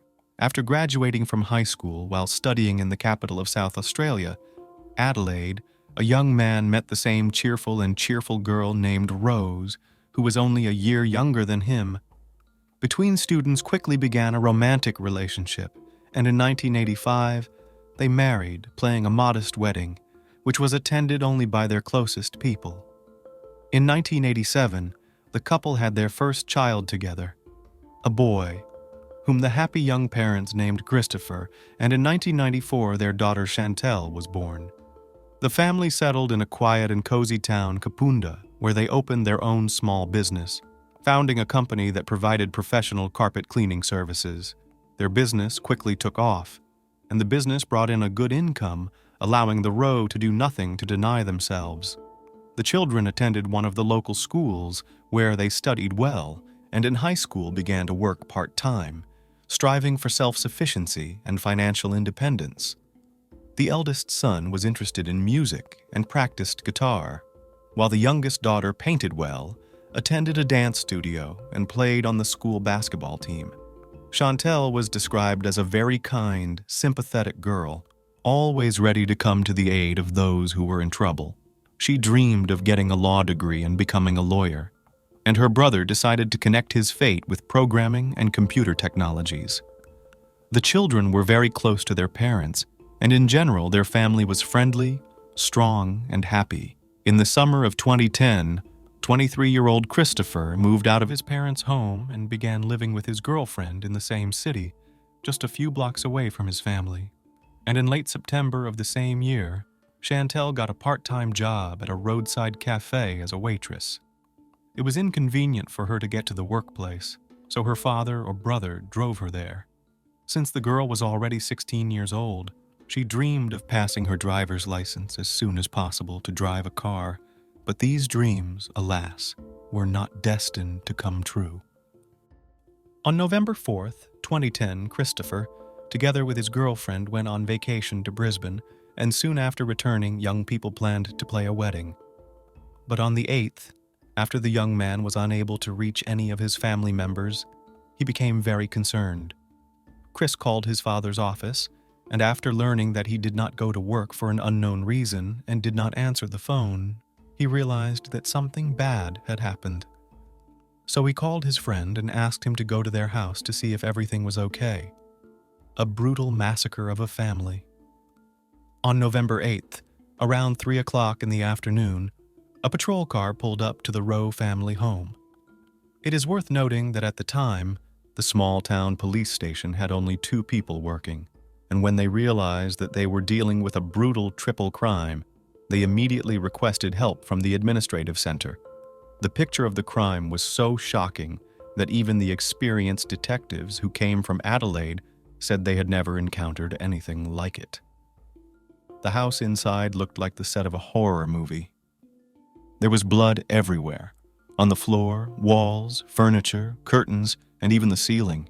The breathless and badly disfigured bodies of 45-year-old Andrew and 44-year-old Rose lay in the kitchen, while Chantel's torn body lay on the bed in her room. All members of the family had suffered dozens of penetrating stab wounds and had died long before police and paramedics arrived. Almost immediately, suspicions arose that the crime was of a personal nature because nothing was missing from the house, nothing was searched, and valuable things, phones, laptop, expensive camera, and even money were lying in prominent places. It was also suggested that the killer was not alone, because it is not easy to cope with 3 adults. Either it was a tall, sturdy, and physically strong man. The detectives noticed that in some places the footprints had been ineptly washed and wiped, which led them to conclude that the perpetrator had attempted to hide the evidence, but soon gave up and abandoned the idea. There were also clear, bloody shoe prints on the floor, heading towards the door, but suddenly breaking off, which could indicate that the perpetrator had taken off his shoes and left in socks. Another curious point is that there were no signs of forced entry. This could indicate that the victims either knew their perpetrator and let him into the house themselves, or he got in by some other means. The family, by all accounts, had no enemies or ill-wishers, and no one could even guess who and why the parents and daughter had been so brutally murdered. Several clear fingerprints were found on the door in the room of the murdered girl, but checking them against the police database yielded nothing. The person who left them had never previously come to the attention of law enforcers. He either did not commit offenses or went unpunished. The house was cordoned off as a crime scene, and the area was fenced off from prying eyes, as well as from the press representatives who arrived here. Almost immediately, it was decided not to disclose details and not to spread the word about the investigation, so as not to scare the criminal and not let him lie low or escape. Nevertheless, rumors about the maniac quickly spread through the city. People became afraid to go out in the street at night and locked their houses with all the locks and bolts. First suspects. As wild as it may sound, the first suspect was the only surviving family member, Christopher. At the time of the tragedy, he was in Queensland, where he was vacationing with his fiancée in Moreton Bay on the Pacific coast. He was the first to sound the alarm when he discovered that his loved ones were out of contact, and took the first flight home when he learned the shocking news, but his alibi and fingerprints were checked first. However, he was immediately ruled out as a suspect, as he was indeed on the other side of the continent at the time of the crime. A curious fact was that the young girl, the perpetrator after the massacre, changed into clean clothes and laid on the bed. At the same time, there were bloody drag marks near the bed, which indicated that Chantel probably tried to hide from her executioner under the bed, but he pulled her out of there. In addition, forensic experts soon determined that she had been abused before her death. As noted earlier, it looked like the crime was very personal, and the perpetrator clearly had a grudge against the victims, hence such senseless cruelty. The head of the family received 36 stab wounds, and his wife was stabbed 50 times all over her body. And judging by the traces, she was attacked twice. But after the first attack, she managed to survive, and she even tried to call for help. On the body of the girl, forensic experts counted 33 stab wounds. In addition, she was abused. The police immediately began to find out whether the deceased was in a relationship, whether she was dating someone, and whether she had obsessive fans. It soon became known that the girl had been dating a guy named Dylan for about a year, with whom they went to the same school. The young man was also 16 years old, and the detectives doubted that such a brutal crime could have been committed by this young guy. Nevertheless, they needed to talk to him, check his alibi, and get his opinion as to who might have wanted to harm his girlfriend and her loved ones. Dylan willingly agreed to cooperate with the police and told them everything he knew. According to him, he and Chantel had a wonderful relationship. They loved each other and were going to get married as soon as they became adults. The death of his beloved girl was a huge shock for him, and he simply did not know how to live on. At the time of the massacre of the Rowe family, the guy was in a neighboring city on the anniversary of his grandfather, and his alibi could confirm dozens of people. The young man has also been ruled out as a suspect, searching for evidence and witnesses, so the police had fingerprints of the criminal, as well as his seminal fluid found on the body of the deceased Chantel, from which they managed to extract DNA, but it also did not appear in the police database. Notably, the family was massacred with carving knives that the perpetrator removed from a stand in their own kitchen. This could indicate that the crime was not planned in advance and could have been spontaneous. The murder weapons themselves could not be found at the scene, so the murderer took them with him when he left. Experts determined that the victims were killed between midnight and 2 a.m. One of Rose's neighbors admitted that around 1 a.m. he heard Rose call for help twice, and then there was a thud, as if something heavy had fallen, and then everything went quiet. He thought it was strange, but he did not call the police, deciding that it was just a simple domestic quarrel between the couple, and he should not interfere in their family affairs. No strangers were seen near their house that evening. Police officers were carefully combing the area around the house looking for evidence or instruments of crime. It was also decided to reach out to the residents of the town through the media and encourage them to share any information that could help the investigation move forward in the case. But this approach rather made the detectives' job more difficult. Almost immediately, the police began to receive dozens of calls from concerned people who wanted to help, and all the information received had to be verified. Callers reported suspicious people, cars, tried to connect what happened with a gang of bikers, with drug dealers, and even reported suspicious posts on social networks found in the profiles of local residents. However, all the incoming information did not help law enforcement officers. 2 days before the tragedy, among the things in the house was found an expensive camera that belonged to the dead girl. As it turned out, Chantel was fond of photography, and detectives assumed that there may be pictures that would help the investigation. There were indeed many photos on the memory card, but the last ones interested the police most of all. It turned out that 2 days before the tragedy, on November 6th, in the house of Rowe was a friendly party, which was organized by Chantel. Her parents that day left with a sleepover to relatives, and she decided to take advantage of their absence. But it should be noted that it wasn't some kind of party with alcohol or something worse, but quite decent and quiet, sitting over watching movies and cooking dinner on the barbecue. Chantel had only invited her boyfriend and 3 of her best friends with their other halves, so there were only 8 people in the house. That evening, the hostess of the house took a lot of pictures that captured their good time. Some of the photos of the guests present that same evening published on their pages in social networks, noting friends there. All the friends stayed the night at the house Rowe and returned in the morning. Andrew and Rose even cooked breakfast for the guests, having a sit-down in the backyard. Detectives decided that it was necessary to interview all the people who were present at that party to find out whether the girl had enemies, envious, or stalkers, as well as to take everyone's fingerprints to compare with the samples found on the door of the room of the deceased. Chantel's friends still couldn't believe what had happened. They tried their best to help the investigation and showed up at the station to testify at the first call. The boys provided their fingerprints and DNA samples, but they did not match those found at the crime scene. They also allowed access to their social media pages and phones, And they also detailed all the events that took place at what turned out to be the last party. Dylan recalled that on Sunday, his girlfriend complained that she was not feeling well and probably had a cold. In the evening, she had developed a fever and realized that she couldn't go to work the next day, so she had called her boss and warned him about it. The next morning, around 5 o'clock, the guy texted her and asked how she was feeling. He saw the message light up as read, but Chantel never responded. The guy did not know that at that time his beloved and her parents were already dead, and the message was read by the criminal. Moreover, the police found out that the criminal even tried to write a reply text message, but since Chantel forgot to recharge her account, the message never went away. Nevertheless, the perpetrator tried to create the illusion that young Roe was still alive. Unexpected suspect. Dylan and several close friends of the deceased helped police officers compile a list of all the people in Chantel's entourage with whom she had been in contact.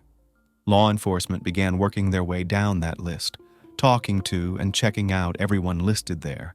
After about a week, they reached a certain 18-year-old young man named Jason Downey. He had previously attended the same high school as the deceased and her boyfriend, but had graduated last year and was now working at a local auto repair shop. Initially, Jason didn't raise any suspicions at all. He was of average height, very thin, even skinny, and looked completely harmless. They planned to just interrogate him and let him go, but the young man began to behave strangely. Instead of answering the standard questions asked, he started complaining that Chantel didn't invite him to her party because everyone there was in pairs, and he didn't have a girlfriend. And afterward, he claimed that he had an alibi for the night of the crime, although no one had even asked him about it. The behavior of the guy seemed very suspicious to the law enforcers, and therefore it was decided to check him to the fullest extent, including fingerprinting and taking a DNA sample. Hearing about this, Downey did not show any excitement or concern and simply agreed to undergo all the necessary procedures. At this point, the police again doubted his guilt, but still decided to follow through with the test. When the expert took the guy's fingerprints, he noticed relatively fresh, deep cuts on his palms. Jason explained that he had hurt himself on the job at the machine shop, but all the cuts looked smooth, as if they had been made with a thin, sharp tool. The test results showed that it was Downey's prints that were found on the dead woman's bedroom door. For the full picture, all we had to do was wait for the DNA test results, which were due in 2 days. In the meantime, they decided to talk to the guy again and ask him how his fingerprints ended up in the house of the deceased if he had not been present at the party the night before. The suspect again looked perfectly calm and explained that he had visited Roe's house with Dylan about a month and a half ago and had probably left fingerprints there. But this version did not correspond to reality because the prints were fresh and clear. They were not dusty. They were not smudged or rubbed, which would have happened to them over such a long period of time. And on November 16, 2010, the DNA results came back from the lab, dispelling any last doubts. It was Jason who had abused the girl that night and taken her life as well as that of her parents. But why would he do that to her? And where did this scrawny young man get his strength and rage? He was arrested the same day, and now the detectives had to find out what moved this man and what was the motive for such a brutal massacre of the family. Who is Jason Downey? Jason Downey was born in September 1992 in the Scottish town of Kilmarnock, where he spent his childhood and early adolescence. He was the youngest of 2 children in the family and was raised with his own older brother, Jamie. His parents divorced when the boy was only 8 months old, and from then on he was raised by his mother, Lorraine. His father soon remarried, and the brothers had a half-sister, Judy, with whom, however, they practically did not communicate. When Jason was 13 years old, they emigrated with his mother and brother to Australia and settled in the town of Kapunda. In the new place, the woman married for the second time to a local resident, whom she had previously met through the internet. The boy, who grew up in a big city, did not like it here at all. He literally hated provincial life and dreamed of getting out of here. Jason had almost no friends at school. He was considered strange, and they talked to him more out of pity. He was overly talkative, self-assured, and constantly lied, telling everyone what a talented athlete he was, how popular he was, and how many admirers he had. In reality, girls ignored him. No one wanted to get involved with this odd and ugly young man. Dylan and Jason played on the same basketball team, and Dylan felt sorry for Jason because almost no one wanted to be friends with him. He started inviting him to various friendly gatherings and even introduced him to his girlfriend Chantel, which turned out to be a fatal mistake. Chantel also communicated with Downey out of politeness and pity because he was a friend of her boyfriend, and she also a couple of times stood up for him in front of other teenagers who tried to insult him. However, her desire to help a hurt and hounded boy led Jason to fall madly in love with her. Moreover, he began to think that she has the same feelings for him, but because of Dylan cannot say it openly. Over time, teenage crush transformed into a real obsession, but others did not notice it, as Downey became more and more immersed in his fantasies, in which he was happy with Chantel. The girl never gave him hope or made any ambiguous hints, but only tried to be polite and friendly. She just happened to be the only one who was kind to him, and he mistook it for love. The arrest and the first interrogation. When the last doubts that Jason had committed the triple crime were dispelled, the law enforcers realized that the arrest could not be delayed, but they did not know how best to do it because they were afraid that the guy might not have done something. Everyone knew exactly what he was capable of, so they decided to lure him to the station under a harmless pretext. As soon as the suspect arrived, handcuffs were snapped on his wrists. Surprisingly, the guy showed no emotion at all. He wasn't surprised, scared, or angry. He was completely calm. Downey denied all the accusations and tried his best to get out of it. He insisted that he left his fingerprints when he visited the house a month and a half ago.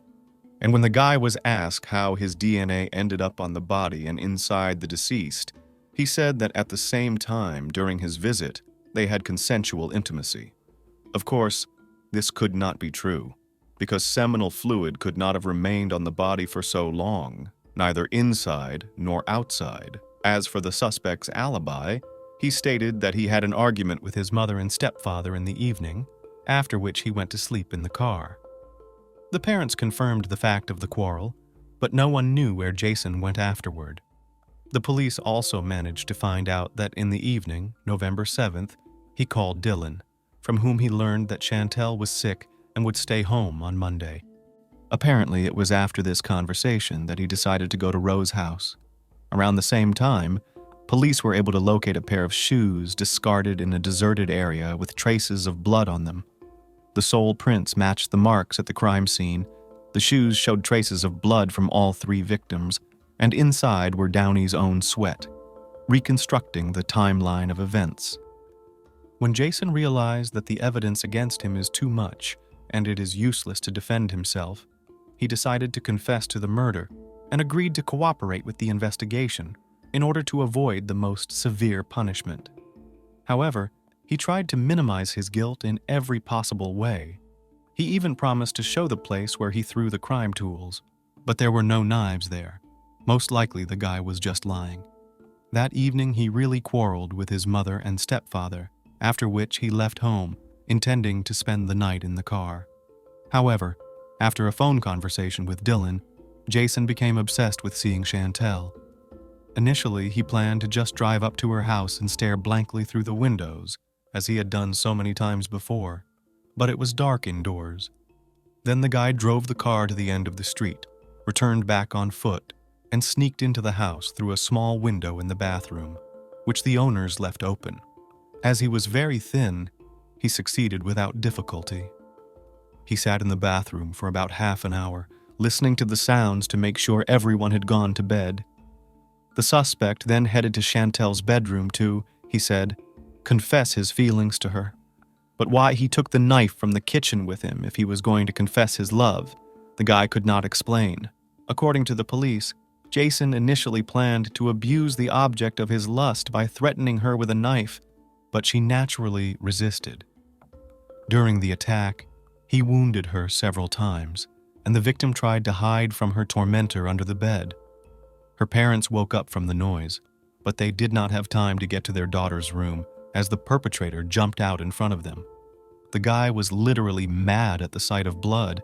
He attacked Andrew, quickly stabbing him in the neck and chest area.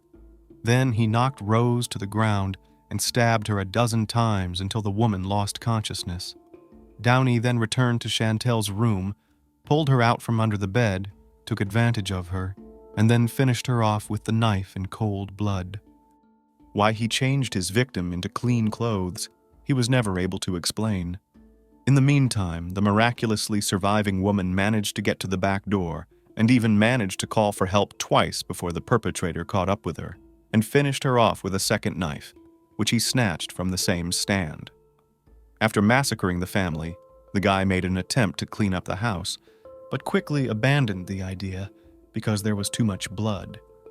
He realized that he had made a mess, so he took off his bloody shoes and left the scene in just his socks.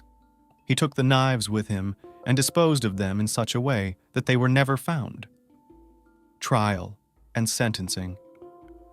Jason's trial began only in the fall of 2011, almost a year after his crime. At the trial, the guy behaved absolutely calmly, did not express any emotions, but constantly changed his testimony. He claimed that he was in shock, that he did not remember killing the Rowe family, and kept repeating that he loved Chantel and did not want to hurt her.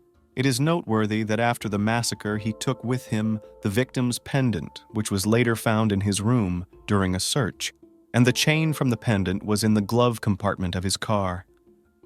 At trial, he recounted again that Chantel had not invited him to a party she had thrown at her house the night before because he did not have a date. Allegedly, he was very upset that he had been ignored and noted that the tragedy might not have happened if Chantel had called him then. The defendant testified with a completely impartial face, and in a phone conversation he told his brother that he pleaded guilty to avoid a life sentence. That is, Jason was not remorseful at all, but only wanted to receive a lighter sentence. However, he managed to get his way. On April 19, 2012, Downey was found guilty of a triple crime. He was sentenced to life imprisonment with the possibility of qualifying for parole after 35 years. During the announcement of the sentence, not a single muscle on his face did not tremble. He remained as calm and impartial as if it was not about him, but about someone else. If he had not pleaded guilty, he would have been eligible for release after 45 years. Christopher Rowe considered the punishment just, although he noted that no court could take away his pain and bring his family back to life.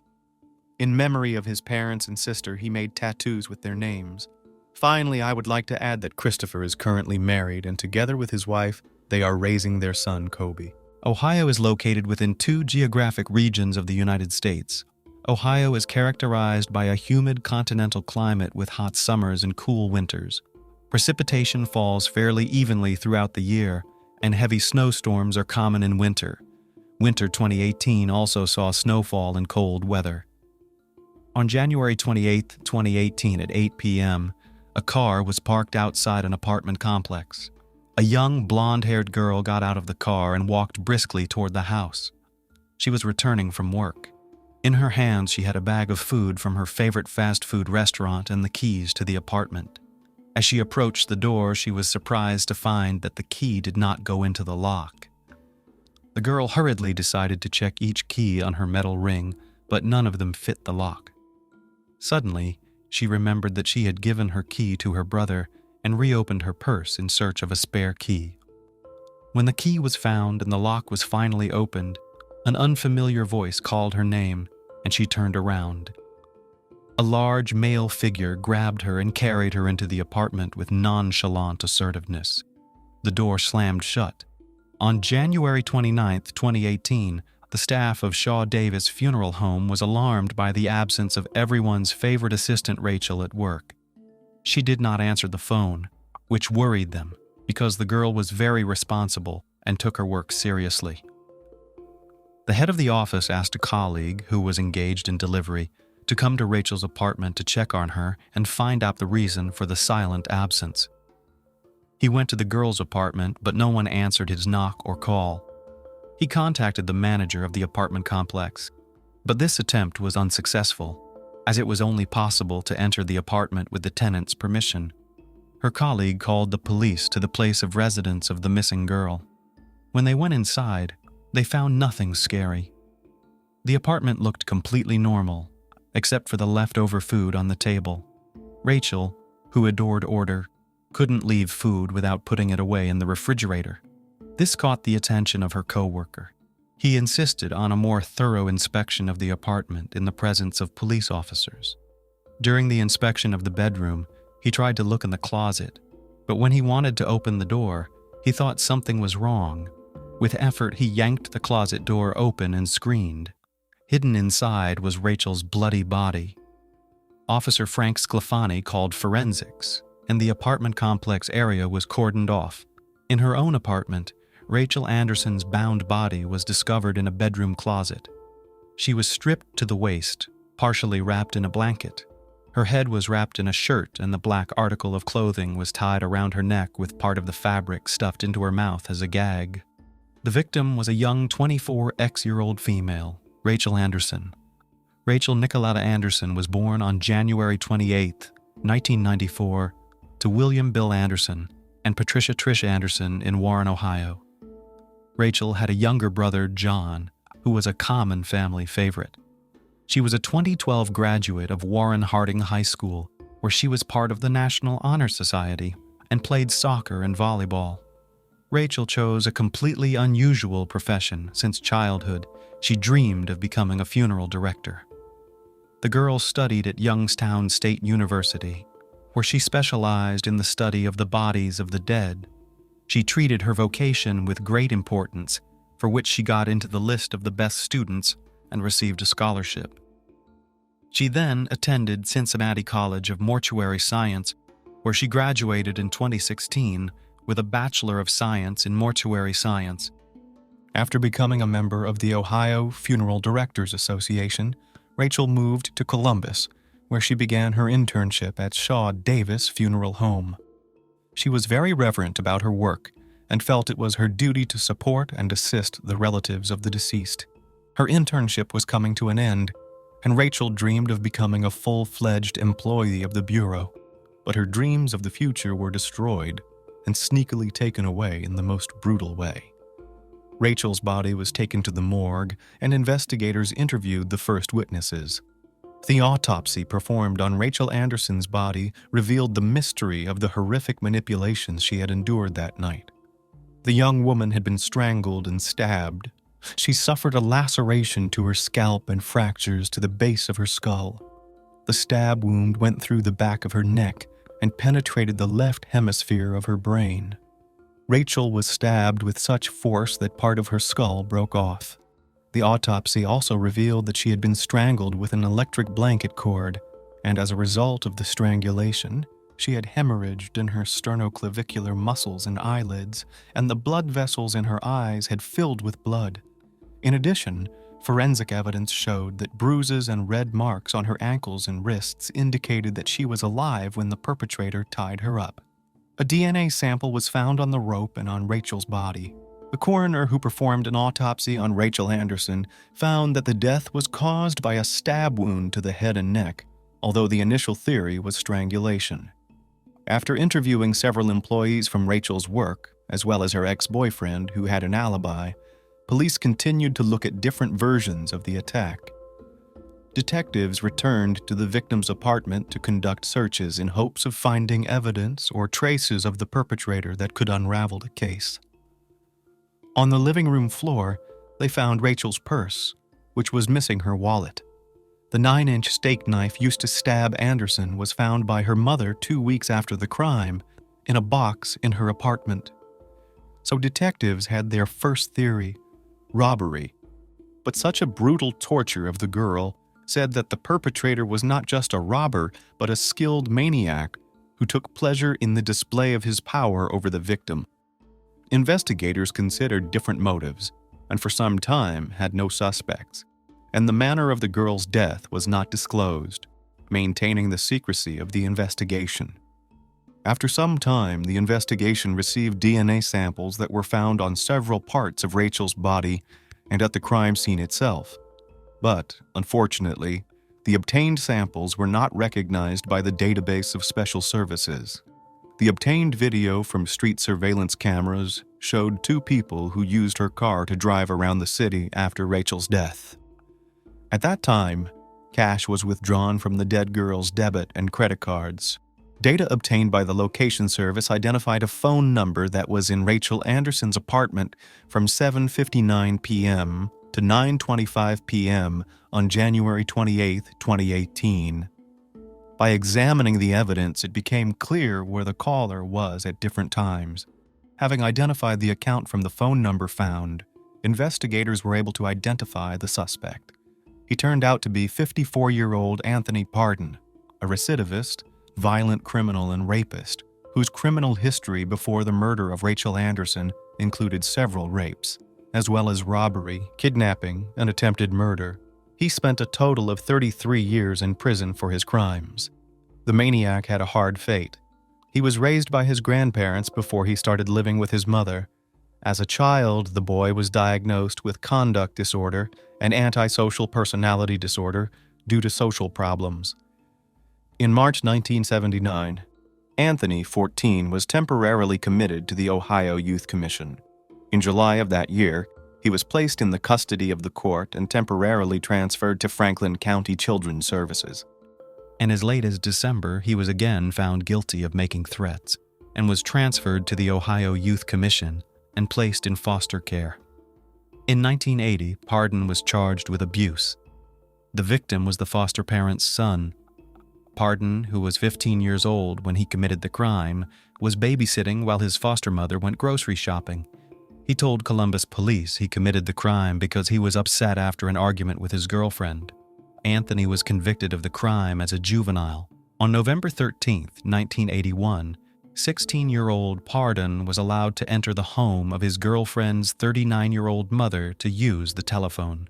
He pulled a butcher knife on her, took advantage of her, and stole $100 from her purse. He then bound her hands and feet, gagged her, and put her in the trunk of his car. He drove her to Valleydale, where he untied her feet and threw her into the river behind the Valleydale ballroom. When the perpetrator saw that the victim, who was partially clothed, was able to stay afloat, he waded into the creek and submerged her head underwater. The woman survived after the intervention of a random passerby who scared Anthony away. The boy then managed to get away before the police arrived and used the money he stole from the victim to buy tennis shoes and jogging uniforms. In May 1982, at age 17, he was convicted of other crimes in Franklin. He was sentenced to a term of imprisonment ranging from 5 to 25 years. While in prison, he committed several disciplinary offenses, including possession of a weapon, burning a mattress, and fighting. He eventually spent over 24 years in prison for his crimes and was released in November 2006. Upon gaining his freedom, Anthony Pardon moved to Georgia and applied for a job under an assumed name. But in 2007, he was charged with forgery and was again convicted in Floyd County, where he spent 9 years in prison.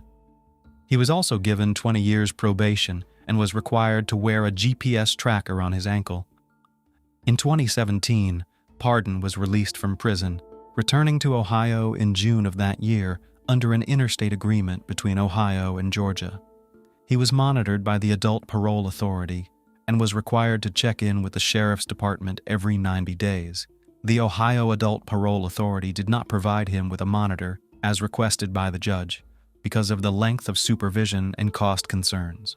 Due to budget savings and careless negligence of state authorities, a former maniac and criminal was walking free again. So, on August 21, 2017, Pardon was caught with a girl of easy virtue in his car, and 6 days later he was caught driving without a license. During that stop, he was found to be in possession of a kitchen knife and a shotgun. But again, either by some strange coincidence or police negligence, he was not arrested. The perpetrator's escapades continued. One of the CCTV footage shows Rachel's car stopped outside a store. A man got out of the car on the passenger side and headed into the store. The driver was not visible on the footage, which added some complications. But after visiting that store and interviewing the employees, the police managed to find out the man's identity. He turned out to be a local vagrant, Anthony Schlitz. A couple of days later, he was questioned at the station.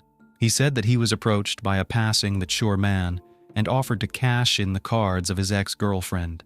He agreed and thus became a co-conspirator in the Rachel Anderson case. Anthony Schlitz confirmed the identity of Anthony Pardon and outlined the entire route they took on the evening of January 28, 2018, in an attempt to cash out Rachel's stolen cards. The matter remained to be resolved. Find and apprehend Anthony Pardon. On February 9, 2018, a multi-day stakeout of Anthony Pardon's sister's house resulted in his apprehension. The 54-year-old repeat offender was charged with 9 counts, including aggravated burglary, aggravated robbery, kidnapping, rape, and aggravated murder. On February 4, 2020, the protracted trial began. 4 witnesses testified on the first day, including Rachel's co-worker Jonathan Kennedy, who discovered Anderson's body. Jonathan and the manager of her apartment complex also testified. The jury heard from Officer Frank Sclafani, who was in his car outside the apartment when Kennedy discovered the girl's body and saw the surveillance tape. Rachel's brother John and Special Agent Joshua Durst testified on February 5th, and lead detective Art Hughes testified on February 6th. On February 6th, the inmate complained to the judge about his attorneys, saying he was not satisfied at all and asked for new attorneys. Recidivist Anthony Pardon was intentionally stalling. On Monday, February 10th, prosecutors brought in a latent print expert and other expert witnesses to explain how technology was used to identify where Rachel Anderson's debit card was used and at the crime scene. The defendant's sister also testified that he gave her Rachel's debit card, telling her that it was his girlfriend's card. Later, from television news reports, she learned that the card belonged to the crime victim. The last day of testimony was Tuesday, February 11th. The medical examiner testified that Pardon's DNA was found at the scene, while a forensic pathologist and a deputy coroner from the Franklin County office testified about Rachel Anderson's injuries. In the courtroom, a minute-by-minute picture of the last days of Rachel Anderson's life was reconstructed. On January 26 and 27, 2018, Rachel celebrated her 24th birthday. On the 26th, her brother John traveled from Warren to Columbus to visit her. The next day, she traveled with her brother to the home of her friend and colleague John Kennedy. There, the friends threw a party to celebrate Rachel's birthday. After a long party, Rachel and her brother spent the night at the house of friends, and the next day the girl went from them to work, leaving the key to her apartment to her brother. On the 28th, John Anderson returned to his hometown and accidentally brought the key with him. At about 1 o'clock in the afternoon, Rachel texted John Kennedy, who had a key to her house. She said she would come to his place and pick up the key. Rachel spoke to her mother around 6:30 p.m. and then went and got her key from Kennedy. Since her apartment door could only be locked from the outside with a key, Anderson had to leave it unlocked. She stopped for dinner at her favorite restaurant and pulled up in front of the house at about 7:30 p.m. She then left the apartment. Pardon was waiting for her outside the apartment. He abducted Rachel by taking her from the bottom floor to the top floor. He held her down with savage force while he bound her feet and ankles with a hairdryer cord, then tied her hands with a belt and blinds cords. When the victim was immobilized, he wrapped a curling iron cord between her wrists. To stop her from screaming, he gagged her. The villain forced Rachel Anderson to give him the PIN numbers to her cards. He tortured her and took advantage of her. He then strangled the girl in cold blood with a cord from an electric blanket. In addition to strangulation, the perpetrator also inflicted blunt force trauma and a stab wound to her head. He then carefully hid her body in a closet.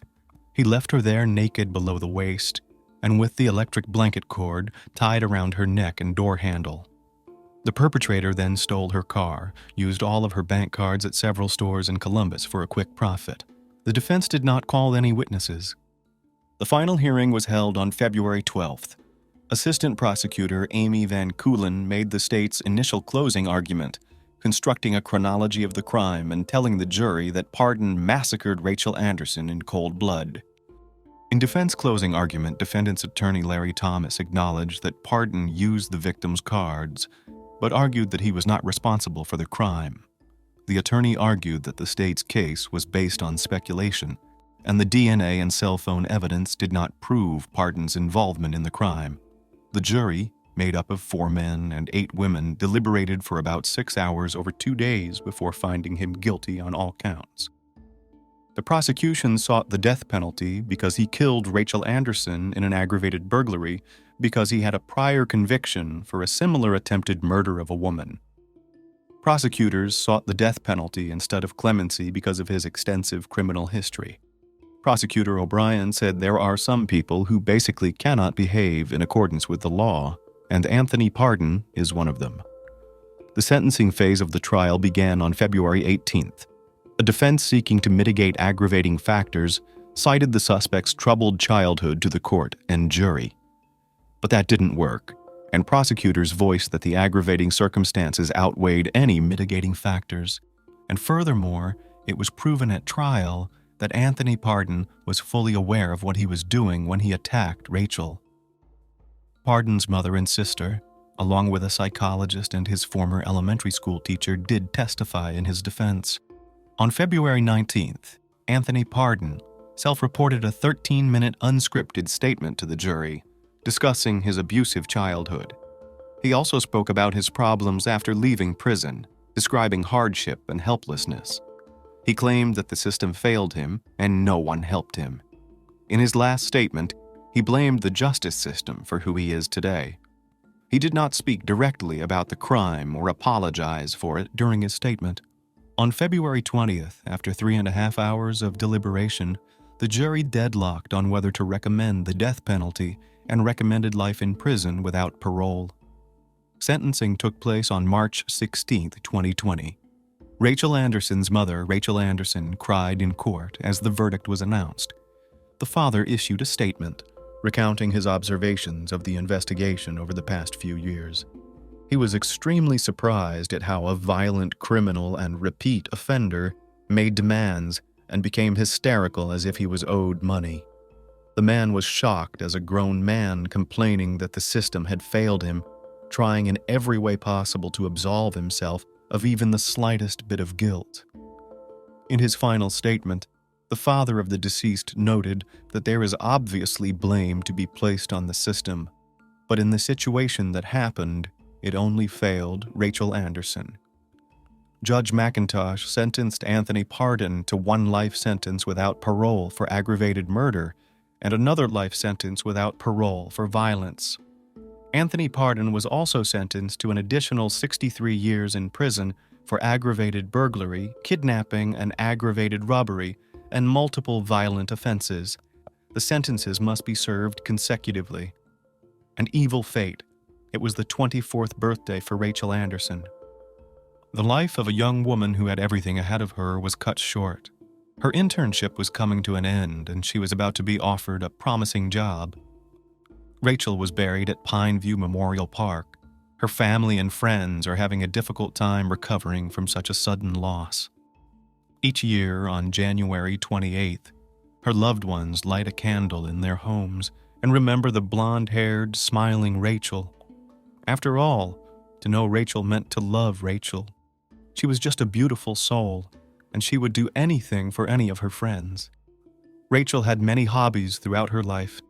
First and foremost was her career. She had the gift of compassion. She loved dancing and socializing with family and friends. She loved children. She loved her life that was stolen from her. Kelly Clayton had everything going for her. First of all, she was quite smart and bright since high school. She was a role model for other students, active in school, excelled in tests, and passed exams just as well. At the same time, outwardly, she never looked like a girl who spent days and nights sitting over textbooks, cramming lessons, and writing out something from additional literature. No. On the contrary, Her looks were considered model-like, and if her grades had left much to be desired, she could have built a modeling career. She could have, but she didn't. After high school, she went to teacher training university to become a chemistry teacher, the insane pride of her parents, but only for the first few years of university. It is not known what turning point happened to her then, but one day, Kelly took her documents from the institution and, calling her parents, said that she no longer wanted to study, that she was too young to spend the rest of her life checking notebooks and raising ungrateful children. If she wants to, she will definitely return to her educational endeavors.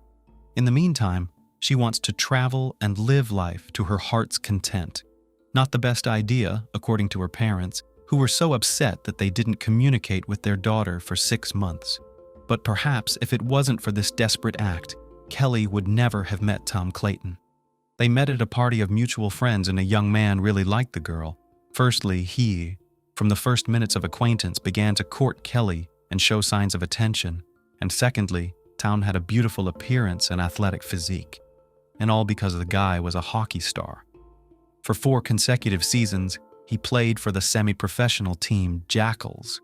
And in it, he was considered a strongman, a player who was able to break the opponent's ribs, only if he did not approach the gate. But only a sports career, and especially built on strength and aggression, will someday fail, and Tom had to put the stick in the far corner and enjoy hockey only from the stands or from the couch, watching his favorite team on the TV screen.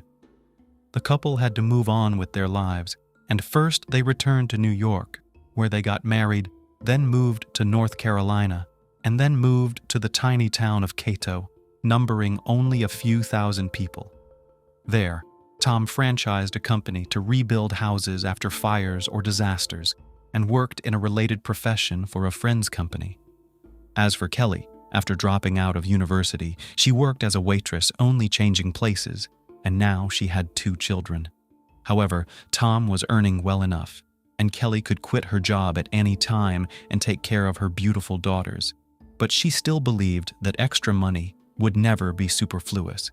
Besides, she could use it to buy toys for her children and spoil them in every possible way. On September 28, 2015, Tom, as usual, went to play poker with his friends the Millers. He never took his wife to such events. Playing for money implied certain skills and experience in the game. Besides, someone had to stay at home with the children, and a family trip would have turned such gatherings into a noisy buffoonery and would not have brought any pleasure from gambling. That evening, Tom was not lucky in the game, but he did not get up from the table, but on the contrary tried to win back and offered anyone who wanted to stay to play until morning, but no one supported him, and he went home. At home, however, a terrible picture opened before him. His beloved wife was lying in her own pool of blood, badly beaten and, at first glance, was not breathing. Tom panicked and ran through the rooms looking for his children, and luckily they were fine but very frightened. He grabbed his daughters and headed through his neighbor Derek's house, trying to make sure the children didn't see their mother's mutilated body, and already from the neighbor's house, he dialed the police number. The officer who arrived on the scene found Tom sitting on his knees in front of his wife's body, trying to give her artificial respiration. Only the EMTs were able to pull the man away, who voiced the terrible and unpleasant information. Kelly had been dead for a long time, and neither they nor he could do anything to help her. All 2 floors of the house were drenched in blood. A major mess was in the bedroom. Apparently, there had been a struggle between Kelly and the perpetrator who had committed his atrocity, despite the fact that there were children in the house at the time. Kelly was pushed down the stairs, evidenced by the knocked-down banister, and beaten on the head with a blunt object until they were sure she was dead. There were no hints of knife or gunshot wounds. The policeman who filmed the crime scene noted to himself that Tom was shocked by what had happened and seemed lost in space. He walked from one corner of the room to another, entered the room for a split second, and immediately left it. And he could not tell the policeman where the children's room was or where the emergency exit from the house was. But when asked where Tom himself was at the time of the murder, he answered calmly that he had been at a friend's house all evening, where they were playing poker. Then the policeman, who did not get any clear information from Tom, went to the neighbors to ask some questions of the children. Tom's eldest daughter, Charlie, referred to the perpetrator as a robber. According to the words of the eldest daughter, she and her sister were almost asleep, but they heard their mother start screaming loudly from the next room, "Charlie, run! Run away from here!" And then the whole place shook like an earthquake.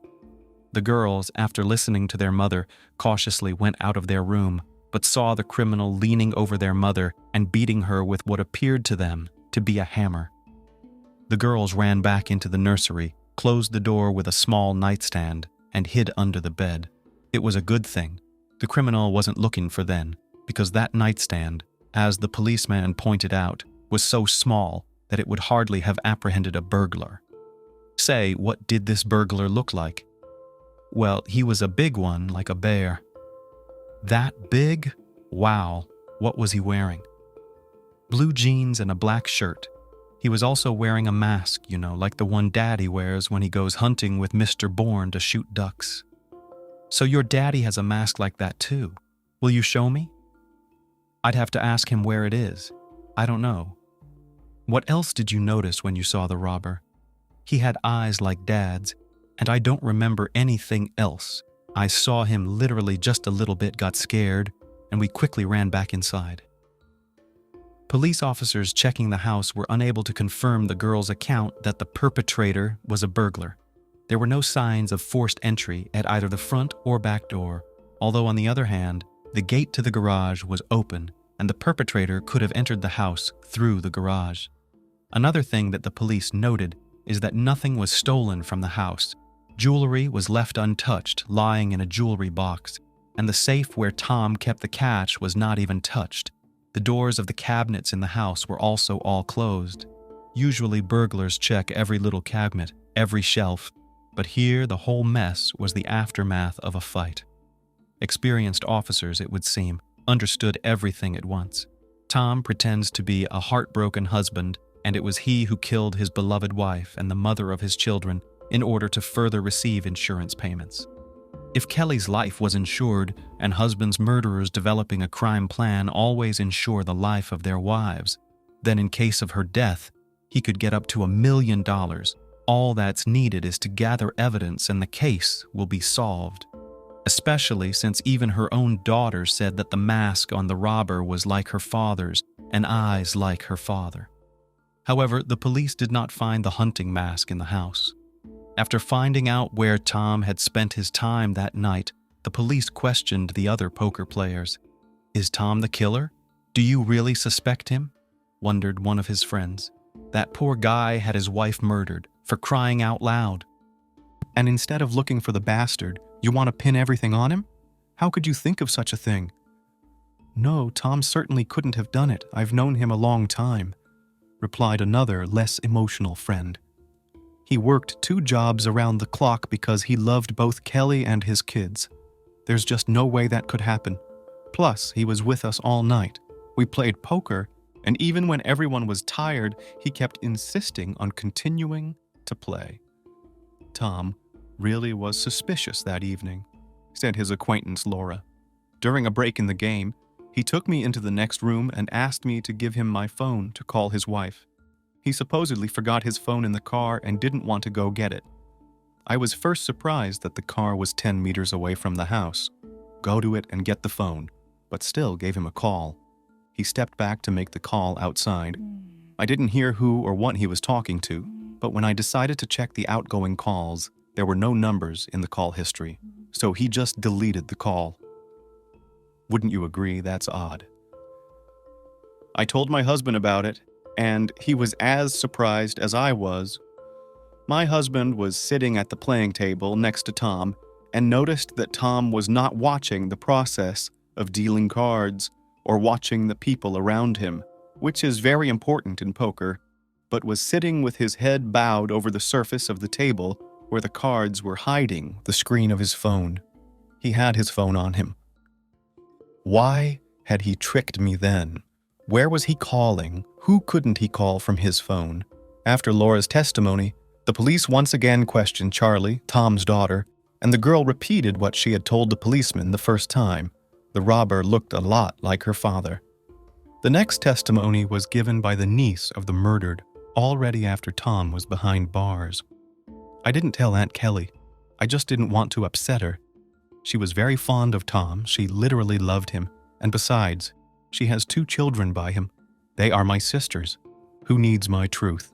Tom was not the man he appeared to be at first glance. Yes, he occasionally spoiled my aunt with attention and flowers. He could easily babysit, which other fathers rarely do. But that was all at home. And at work, he was a completely different person. Aunt Kelly decided to help me one day and arranged for Tom to take me to work for him. She was too young to be on her own, so she understood me as well as anyone and wanted the best for me. I worked for Tom all last summer, doing correspondence registration and document management. I didn't know him well before that, so at first we had a strictly working relationship. Then he got drunk somewhere and came to the office in that state. There was no one there but me and him, and for some reason he started to tell me that his family was fictitious. He loves his daughters very much, but he doesn't care about his wife, and he hasn't had any feelings for her for a long time. He's even had a few affairs on the side during their marriage, and even considered leaving Aunt Kelly. But he didn't, simply because he was afraid that a divorce might leave him without a house and without money. Looking ahead, it is important to note that some of the interviewed female participants of that evening's poker game confirmed the words of Kelly's niece, that Tom was not such a faithful husband and had a sexual relationship with 2 women who were also playing poker that night. In addition to the information about Tom's promiscuous life, Kelly's 16-year-old niece also told about another employee of Tom's firm, Michael Beard. Michael was doing repair work on houses after the fire, and he was doing a good job. But there was one moment in those houses where Bird worked, constantly missing things, and if the first few times Tom did not believe his customers, referring to the fact that during the fire, the owners could lose something. Then, when the accusations of theft began to be repeated for the 3rd and 4th time, there was no doubt. Michael Bird not only restores the floor and walls, but also steals. Plus, in addition to stealing, there were complaints that Michael was allowing himself to come to work drunk. I was in the office when Michael's stealing came to light. Tom could yell at his employee and kick him out on the street. He was upset with his subordinate's behavior like that. He kept asking him, "How could you?" Or, "Haven't you thought about your family? Where are you going to work now?" After the incident, Tom fired Bird, but still called companies he knew and offered them to hire his former employee. Tom recommended Michael, and when all his options were exhausted, Tom took Bird in to help with the household, cutting the grass, watering the plants, doing minor repairs around the house. The detective called Michael Beard in for questioning. He said he only stole because he and his family needed the money. Tom was very good to me, defended me to the end, but I know it was my own fault. He has a very good wife. She fed me when I worked for them, even though she really shouldn't have. She also gave my children clothes that her daughters had grown out of. I am very grateful for all they have done for me. I feel so bad for Kelly. When I heard about her death, I couldn't believe my ears. I felt so bad. I even went to church and prayed for her to go to the best of all worlds. The police did not find anything strange in Michael's story and let him go, but the interrogation of his wife, Mrs. Bird, made the police doubt his words. According to his wife, Holly, Tom offered Michael some work, which he did not say, and for this work he promised to pay him $10,000. Now that was interesting. Michael was called back to the station and had a lie detector hooked up to him.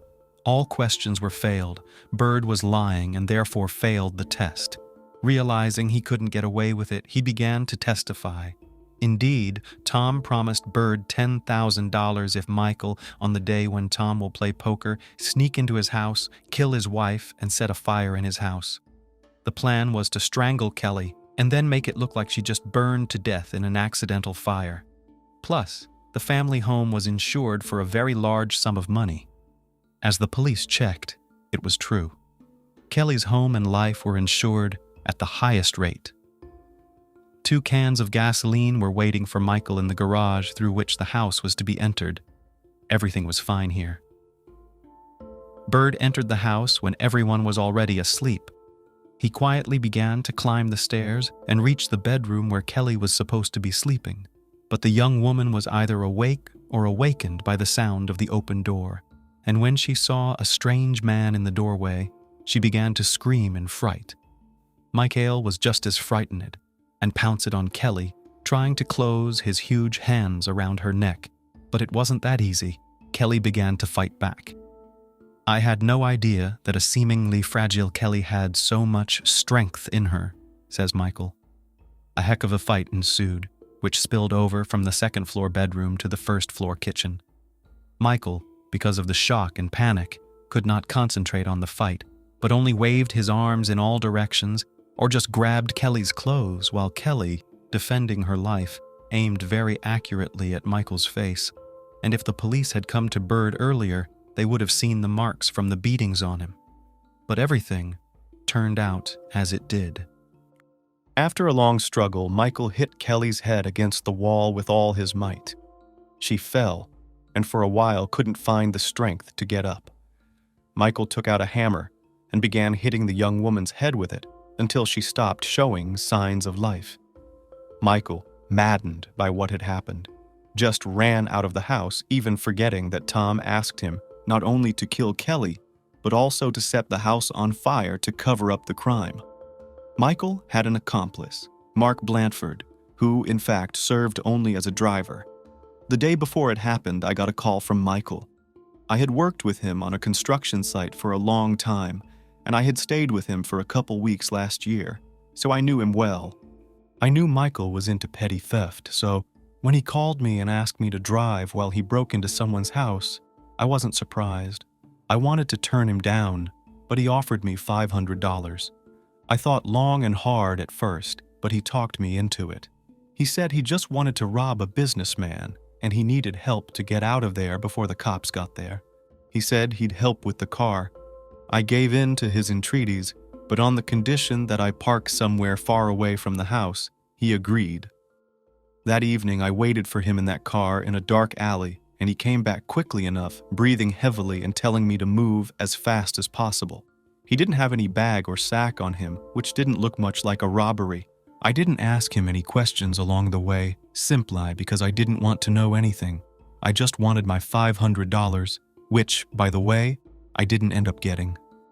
On the way out, he asked me to stop at a bridge over a creek a couple blocks south of here. I stopped there. He hastily stripped off his outer garments and threw them off the bridge. If you need to be shown the place, I'll show you.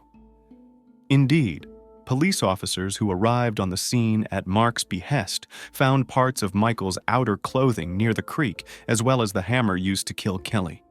Michael, already in custody on suspicion of first-degree murder, began to change his testimony. According to him, he was indeed hired by Tom, indeed for $10,000, but only to commit arson at the house and nothing more. There was no question of murder. When he went into the house, however, Kelly was already dead. And who killed her? The detective asked. I think it was Tom. He offered me money for murder and arson from the beginning, but I refused the first offer. I'm not willing to kill a man for any money. He said I had nothing to fear, but he never could talk me into it. You may not believe me, but I almost lost my mind when I saw Kelly's body. I knew right then and there that he was setting me up, so I ran out of the house. He's the killer, Michael insisted. Michael spent a very long time assuring the police of his innocence, and all because he did not know that Mark had shown the place where Bird had thrown out his things, and that his clothes, as well as the murder weapon, had already been submitted for examination, and the experts found both on his clothes and on the hammer, the blood of Kelly Clayton. And that was the most direct proof that it was him who killed Kelly, not someone else.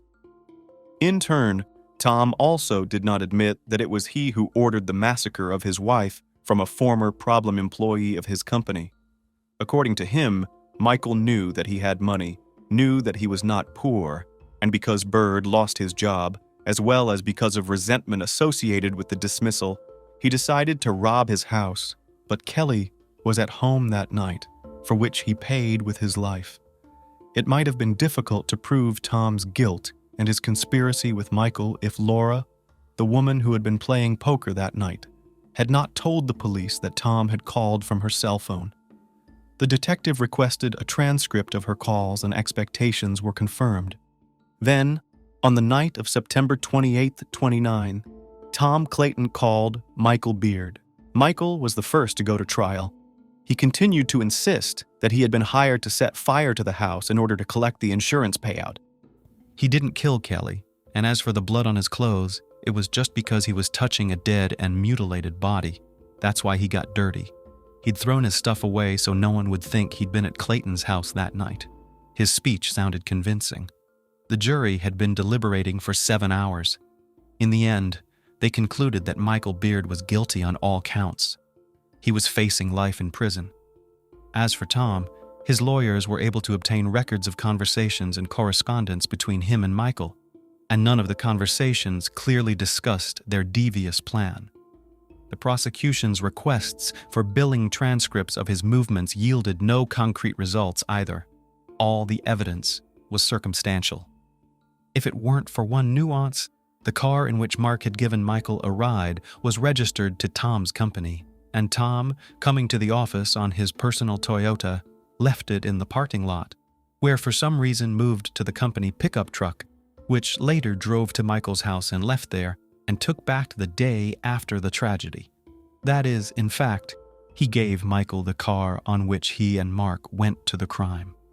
It was this fact that was testified to at the trial by the jury.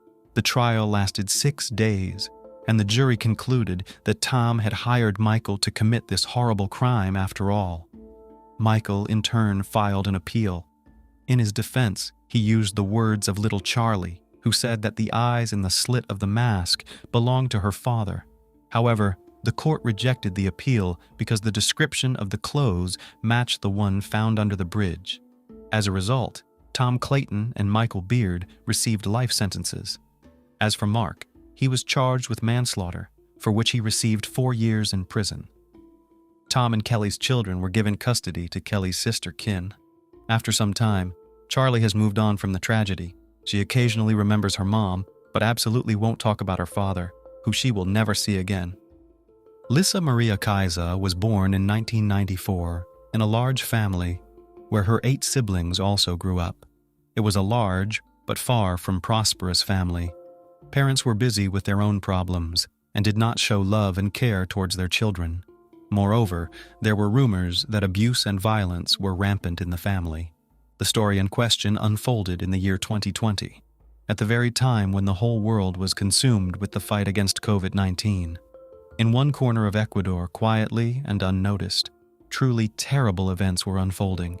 Here, in the small parish of Pifo, on the northeastern outskirts of Quito, the protagonist of this tragic story was born and raised.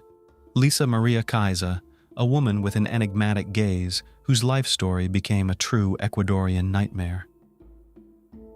On that unfortunate Tuesday, October 27, 2020, Lisa sent several messages to the father of her children, David. They were words full of despair, because their paths with David at that time had already almost parted. In these lines, she confessed her love for him and her unexpected new pregnancy. However, in subsequent messages, Lisa wrote that life was losing its meaning for her, and the decision to terminate the pregnancy was inevitable. Throughout the night, Lisa pleaded with David to come to her, but his refusal was resolute. His parents also urged him to stay home, and David took their advice. In the early morning hours of October 28th, neighbors in Lisa's home heard a faint cry for help. Looking out the window, they found a woman lying on the floor with signs of vomiting. The neighbors rushed to help her, immediately calling emergency services. The doctors and police arrived and found Lisa in a critical condition, but still alive. After administering first aid, She was immediately hospitalized. However, in the house, her children, a girl of 5 and a boy of 9, were found unconscious. The doctors were unable to help them. Their little hearts had stopped beating at that point. Authorities learned the identity of the children's father and contacted David Acosta, who, upon learning of the tragedy, immediately arrived on the scene accompanied by his father. He was informed that Lissa was in the hospital and his children were found without signs of life. After several days of fighting for life in the hospital, Lissa finally regained consciousness. By that time, the investigators, guided by their findings, had presented the prosecutor's office with sufficiently convincing arguments to issue an arrest warrant for this mysterious woman. When she was released from the hospital, she was immediately transferred to a social rehabilitation center. The authorities insisted that Lissa undergo a psychological and psychiatric evaluation, as her state of mind required further investigation as part of the upcoming trial. Lissa ended up in a rehabilitation center, and doctors and psychologists took up their work. In a conversation with a criminal psychologist, Lissa opened up about her difficult childhood, where her parents fought and abused each other and their children. Her childhood had a noticeable impact on her state of mind, and moments of quarrels and her parents' divorce became an integral part of her memories. Such a childhood forced Lissa to go to work from the age of 11 to be able to study. The girl strived to escape from her dysfunctional family and build her future in a different way. The expert report also indicated that Lissa had been abused. She talked about how, after several years of marriage, David, her husband, changed dramatically. He began to humiliate his spouse and then to raise his hand against her. On the day of the tragedy with the children, investigators working at the scene found several glasses with liquid residue on the table. These finds later revealed traces of epilepsy pills belonging to one of the children, as well as other chemicals requiring identification. Police officers thoroughly searched the house, and after noticing a strange odor in the kitchen, noticed a suspicious area under the utility room. They broke down the barrier and found a lifeless body wrapped in a blanket, with characteristic signs of having been there for a long time. Later, further investigation revealed that the discovered body belonged to Jaime Yanchaguano, a 28-year-old who had been in contact with Lissa. Jaime had been reported missing by his family days before the gruesome discovery. According to Rosa Yanchaguano, Jaime's sister, he was last seen on October 18th.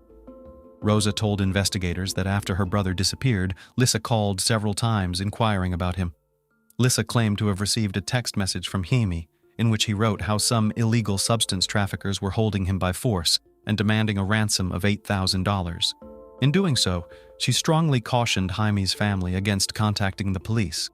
It became a key point in a complex investigation that required detectives to not only solve the tragedy, but to find out if there were any other hidden victims in the story.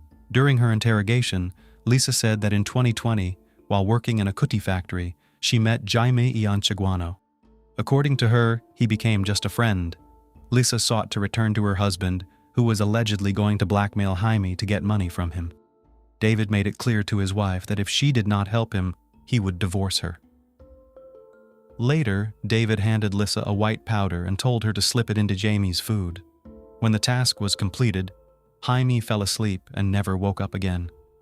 Realizing what had happened, Lissa tried in desperation to get her husband back, but all was unsuccessful, so she swallowed the same poison and gave it to her children. However, it did not have the expected effect on her, and Lissa turned to her neighbors for help, trying to save herself from the same horror that had befallen her children. After her testimony, investigators launched an investigation, but no evidence of David's involvement in the events was ever found. No one close to the couple could have predicted that Lissa Maria and David Acosta's fate would lead them through such a difficult ordeal. When they met, Lissa was only 16 years old and still in high school. She was a dreamy and romantic girl, and David was a strong and determined young man. Soon their friendship developed into strong feelings, and this led to Lissa's unexpected pregnancy. Although the young people's families did not approve of their relationship, David's parents always supported their son and welcomed Lissa into their family. In difficult moments, David's family became a true support for the young couple. Inviting Lissa to live with them, they made every effort to make sure she finished high school. When Lissa turned 18, the lovers got married. 2 years later, the young family was waiting for the appearance of a second child, a little daughter. David's parents decided to provide the young couple with their own housing. They gave Lissa and David a separate apartment, which became for them a corner of family happiness. But over time, the couple's relationship began to deteriorate. It was obvious that both spouses sinned of cheating, which led to mistrust and disappointment. Boundless love, which seemed unshakable, began to weaken. To make matters worse, Lissa complained of psychological abuse from David, which led her to seek help from the police. Eventually, she was granted a protective order, and David was forced to leave the family home. It was at this point that Lissa began to use her position and blackmail David, demanding money for the opportunity to see their joint children. The beginning of September 2020 brought an unexpected challenge into Lissa's life that drastically changed her daily routine. The young mother discovered that her oldest son was suffering from seizures, and in desperation, she went to the emergency room at Baca Ortiz Hospital. After stabilizing the baby's condition, the doctors decided to conduct a series of tests, revealing a focal form of epilepsy, a severe disease that affects a specific part of the brain. The doctors urged Lissa to undergo additional tests, including MRI scans, and to consult with specialists as soon as possible. However, the mother, as if ignoring the seriousness of the situation, decided not to follow these recommendations. A month later, the situation was repeated. Lissa was back in the emergency room with her son suffering from the same symptoms. After reviewing the boy's medical history, the doctors discovered that the mother had somehow failed to fulfill the prescriptions given to her earlier. No tests had been taken, consultations with specialists had not taken place, and it seems that the son had not received the necessary treatment. The doctors, concerned for the child's welfare, once again reminded Lissa of the importance of following medical advice. They warned her that ignoring the doctor's advice could lead to legal consequences, as she could be putting her son's health and well-being at risk. However, this time too, Lissa disregarded the doctor's warning. A couple weeks after discovering her son's illness, she decided to call David. The serious tone in her voice worried David. She informed him that a social worker would be coming to see her shortly to discuss their son's diagnosis and retirement. On the day of the appointment, David showed up, but the social worker was long gone. To brighten the waiting time, Lissa offered him a drink. However, as David drank the drink, he suddenly felt unwell. His condition was worsening, and the social worker had not shown up, so David decided to go home to get something to deal with his discomfort. The next morning, David woke up in a terrible state. He could barely speak because his tongue was numb, every step caused discomfort, and his eyes hurt. His parents insisted on calling an ambulance. David was taken to the hospital where he spent several days. Tests revealed the presence of a psychoactive substance in his system, but given that he hadn't used anything of the sort, David began to speculate how this could have happened. Eventually, he speculated that perhaps someone had deliberately slipped him some substance in a public place. David was grateful for his life and realized that what had happened could have ended much worse. In early October 2020, Lissa made the decision to hire a nanny for her children. Her cousin Patricia recommended her friend Bertha, a responsible 48-year-old woman looking for work. On Monday, October 5th, Bertha arrived at the young mother's house. Lissa urged her to take a pill that she said helped prevent infection with the COVID-19 virus, an epidemic of which was at its height at the time. Claiming that it was a highly effective natural remedy, Lissa convinced Bertha to swallow the medicine and enter the house. They sat down to discuss the babysitter's childcare duties. A few minutes later, Bertha began to feel sick. She felt a headache, her stomach began to upset, and eventually she vomited. A short while later, Patricia showed up. It turned out that she had called her cousin repeatedly, but Lissa didn't answer, which alerted Patricia. She decided to check what had happened and immediately went to her house. Upon entering, she found Bertha lying on the couch, who was practically fainting already. Lissa shared with her cousin what had happened and expressed concern. Learning that Lissa still had not called an ambulance, Patricia immediately did so herself. After a while, doctors arrived and sent Bertha to the hospital, The condition of the victim managed to stabilize. Doctors diagnosed poisoning with a toxic substance, which often happens when using various medications. Doctors decided that Bertha did not tolerate some component of the composition of the pills from COVID-19. A few months before this tragic incident, in June of the same year, Lissa's former buddy, Mark Escanto, had died of poisoning. At the time, the cause of his death had gone unnoticed, but now, given all these strange circumstances, Mark's case required additional attention. Investigators scrutinized the deceased's home and found Lissa's fingerprints on the glasses used the night before Mark's death.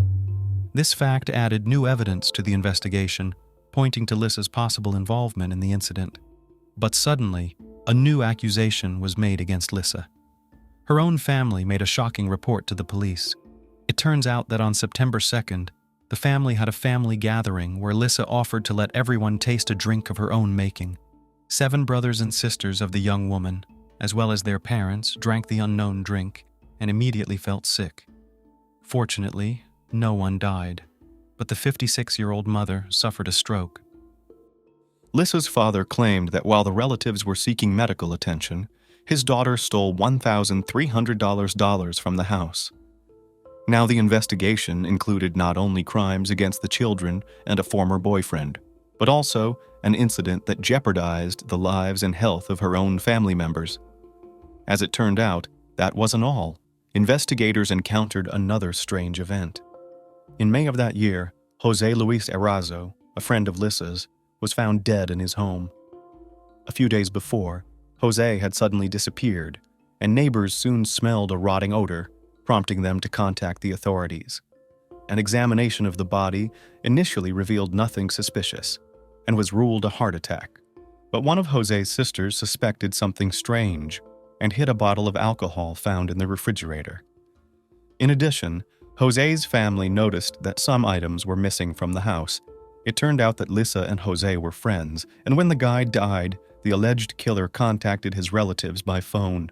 With a distraught voice, she stated that Jose owed her a large sum of money, and she had to contact the family to repay the debt. This cunning plan did not work, and a little later Lissa called Jose's family again, changing her voice to conceal her identity. Identifying herself as Jose's friend, she claimed that she was pregnant by him and now had to apply for child support. Although Jose's family did not believe these stories, Lissa was not about to give up and made a third attempt to deceive them.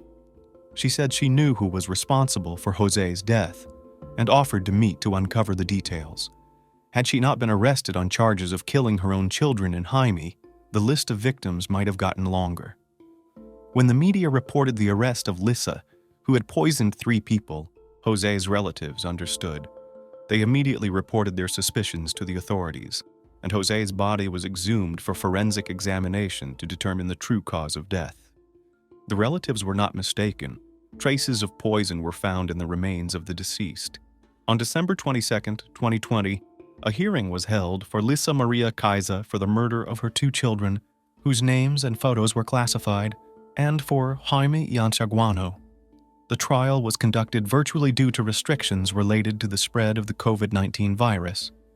Lissa had been in contact from a social rehabilitation center.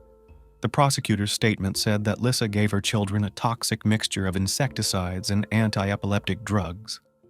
In interrogations, she claimed that she had grown desperate and could not leave her children with her husband David, who did not care for the children. In fact, she admitted that she wished them dead. At the end of the hearing, the judge issued the defendant a court pass and ordered her remanded into custody pending trial. The children's trial next took place in 2021 at the Pichincha Provincial Court. The prosecutor presented a set of evidence to prove Lissa's guilt. Among them were statements by David, who revealed the content of messages the wife had received on the eve of the tragedy. In one of the messages, she claimed that she would take with her what belonged to her, referring to the children. She said she didn't know where her children and herself would go, heaven or hell. But now she felt as if she was in hell. Lissa added that she doesn't expect her husband to forgive her because she knows he hated her, and now he will hate her even more. David also spoke about his unstable relationship with his wife. At the hearing, the defendant's reconstructed testimony was presented. stating that she took 2 pills that day, called for help, and then passed out. According to the reconstruction conducted by the prosecutor's office, the daughter died while still in bed, and her older brother tried to take a few steps to call for help, but fell and died. The conclusion of the forensic medical examination was extremely clear. The children died as a result of a premeditated crime. The deaths were the result of suffocation caused by pulmonary edema and intoxication caused by a mixture of epilepsy medication and other unspecified substances, presumably insecticides and disinfectant. The prosecution also charged Lissa with the death of Jamie Ianchaguano, whose body was found bricked up in the kitchen. The perpetrator was also suspected of attempting to kill David and members of her own family. The hearing raised the issue of Lissa's irresponsible attitude to her son's health after being diagnosed with localized epilepsy. The mother ignored instructions for further tests and follow-up examinations, and when the boy was hospitalized again, his condition was exacerbated by her own mother's negligence. Warnings from medical professionals did not change her attitude toward her son's treatment, leading to a threatened termination of her parental rights. Lissa's mental health investigations revealed her to be highly emotional and environmentally dependent. She sought constant attention and understanding from others and experienced severe anxiety when events did not unfold according to her plan. She also exhibited a tendency to self-harm. She attempted to say goodbye to her life at least 3 times, but was unsuccessful each time. Witnesses described her as insecure, attachment-seeking, exhibiting schizoid and erratic behavior. The findings of the psychological analysis also emphasized that on the day of the tragic events, Lissa acted with full awareness of her actions. After a long trial that lasted 10 months, Lisa Maria Kaiser was found guilty of the crime against her children. The Pichincha Provincial Court sentenced her to 34 years and 8 months imprisonment. In addition to this, she was ordered to pay David a compensation of more than $20,000. It was noted in the press that Lisa remained calm throughout the proceedings and only showed emotion when her children were mentioned. The Jaime Ianchaguano murder case, which began in August 2021, appeared to be unfinished. New details were revealed during the court hearings. Lissa admitted giving her friend a white substance mixed with alcohol, but claimed she got it from David. However, the investigation proved otherwise. According to a psychiatrist who interviewed Lissa, she did not want to take Jaime's life. She wanted to intimidate his family so she could then extort money. She did demand $8,000 as ransom. Experts called the plan disorganized, which ultimately led to the crime. In addition, forensic tests revealed that it wasn't that simple. Jaime was found to have poison in his system, and the cause of death was strangulation. The body was found with a shattered ribcage and wire around the neck. Lissa claimed that after her friend died, she decided to bury him under a back room and cement him in. The store owner's testimony confirmed that Lissa bought building materials during the days of Jaime's disappearance. After the parties' arguments, the prosecutor's office requested a new trial in April 2022. At that trial, an additional charge of extortion was filed. Lissa called Jaime's relatives, claiming he was being held by a group of gangsters, and demanded $8,000 for his release. The defense relied on the lack of conclusive evidence that Lissa was involved in Jaime's murder. Nevertheless, she was found guilty and received a 22-year prison sentence, as well as a sentence to pay $5,000 to the victim's mother. While Jaime's trial was underway, the investigation of Mark Escanto and Jose Luis Erazo, Lissa's alleged victims, was nearing completion. Mark Escanto was 48 years old, and tests conducted after his death revealed traces of the same substance that Lissa had given to her children. In addition, Mark was found to have severe inflammation of the stomach. The family's lawyer claimed that Lissa met Mark, offered him a beer, and then put the poison in the drink. A glass with Lissa and Mark's fingerprints, as well as a swab containing the woman's DNA, was provided to authorities. Alleged motives for the murder included jealousy and money. It is also known that Lissa had asked Mark to help her financially, and there was evidence that he loaned her at least $120. Mark was Lissa's first known victim. The final outcome of this case, as well as that of Jose Luis Erazo, remain unknown. They may not have been reported in the press, or the investigation may not yet have reached the stage of being formally charged and brought to trial. At the time of her brutal crimes, Lisa Maria was only 26 years old. Her high-profile criminal case has become one of the most horrific and disturbing in Ecuador's recent history. These crimes made her known throughout the country as Doña Venado. Lisa Maria Kaisi is recognized as a serial killer in Ecuador. Her victims have endured terrible suffering, and their relatives have suffered unbearable pain. The charges include 5 murders and 9 attempted murders. Under Ecuadorian law, the maximum sentence she could face is 40 years in prison. That means Lisa could be released when she turned 70 years old. It is still unclear what motivated Doña Venado to commit such horrific acts. Was her act the result of resentment for not getting what she expected in life? Many speculate that the motive was money, and in David's case, Lisa acted out of a lust for revenge, which led to the tragedy with her children. The most horrific part of this story is not only the number of victims left in the path of Doña Venado, but also the fate of 2 innocent children who could not have guessed that their mother, who gave them life, would take it away so absurdly and cruelly. The case involving the crime against 8 members of the Rhoden family became one of the most notorious and complex in Ohio. Overnight, the motto, "all for one and one for all," became fatal for each family member. Only the minor children were spared from the mass violence. The investigation spanned over 10 states in the USA. Detectives conducted more than 600 interviews, gathering around 700 witness statements. Various theories were considered: self-harm, retaliation by illegal substance dealers, and cult sacrifices. Attorney General Mike DeWine even suspected local residents of withholding crucial information. It seemed the investigation had hit a dead end. Until a moment came when a solution, lying on the surface, became apparent. As it turns out, the most complex situations are often rooted in simplicity. This story illustrates how familial bonds turned into a bloodbath. In Pike County, Ohio, USA, it all began with a simple crush. Hannah Mae Rhoden was 13 years old when she met 18-year-old Edward Jake Wagner. The young man invited her to the prom. From that evening on, they were inseparable. Their relationship elicited mixed feelings.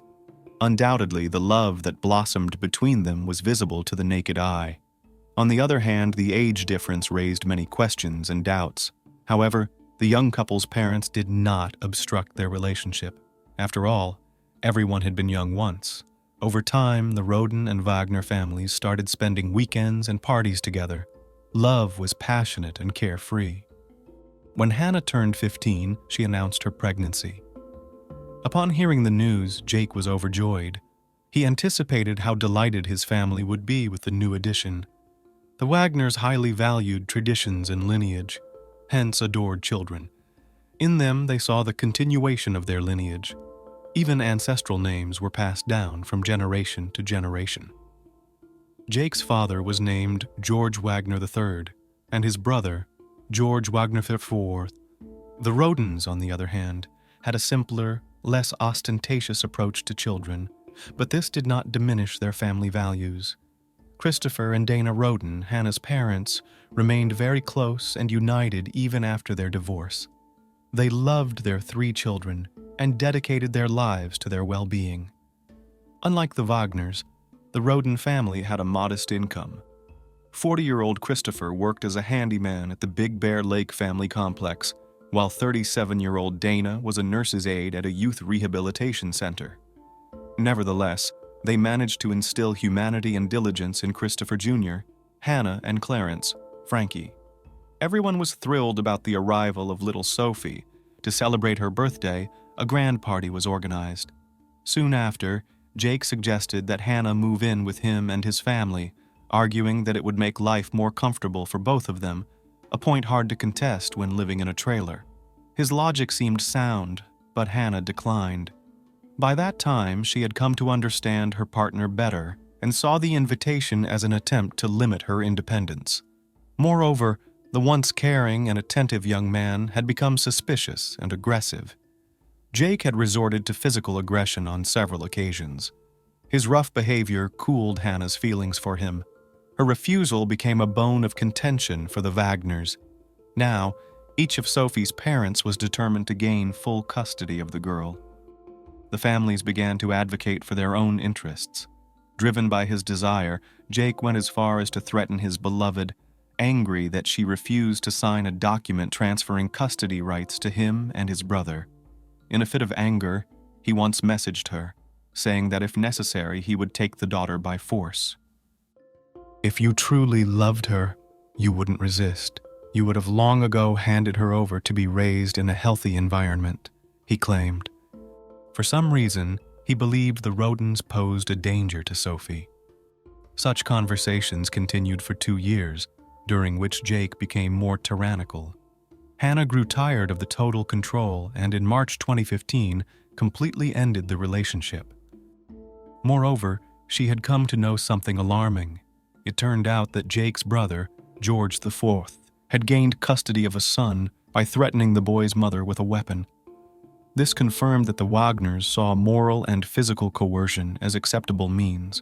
To protect herself and her daughter from this unscrupulous family, the young Rhoden decided to distance herself. She wanted to raise her daughter alone while working as a nurse's assistant and finishing school.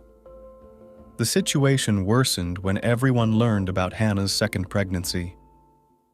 Although she claimed the child was from another man, Jake had his doubts. He attempted to find out if she was seeing someone else. So, in December 2015, he hacked into her social media accounts but found nothing incriminating. At the end of his search, he noticed that the woman was communicating with George IV's former mother-in-law, which sparked genuine interest. A court case was soon to follow, during which the Wagner family repeatedly interacted with the woman. "They'll have to eliminate me before they can take custody of my daughter," Hannah wrote in her message. Jake shared the details of the correspondence with his family, infuriating them. Then his maternal grandmother, 65-year-old Rita Newcomb, forged an important document regarding custody. Moreover, during a court session to determine the granddaughter's residence, Christopher Roden and George Wagner III had a serious disagreement. Ultimately, the relationship between the families completely deteriorated. Soon, a terrible idea occurred to the Wagner family.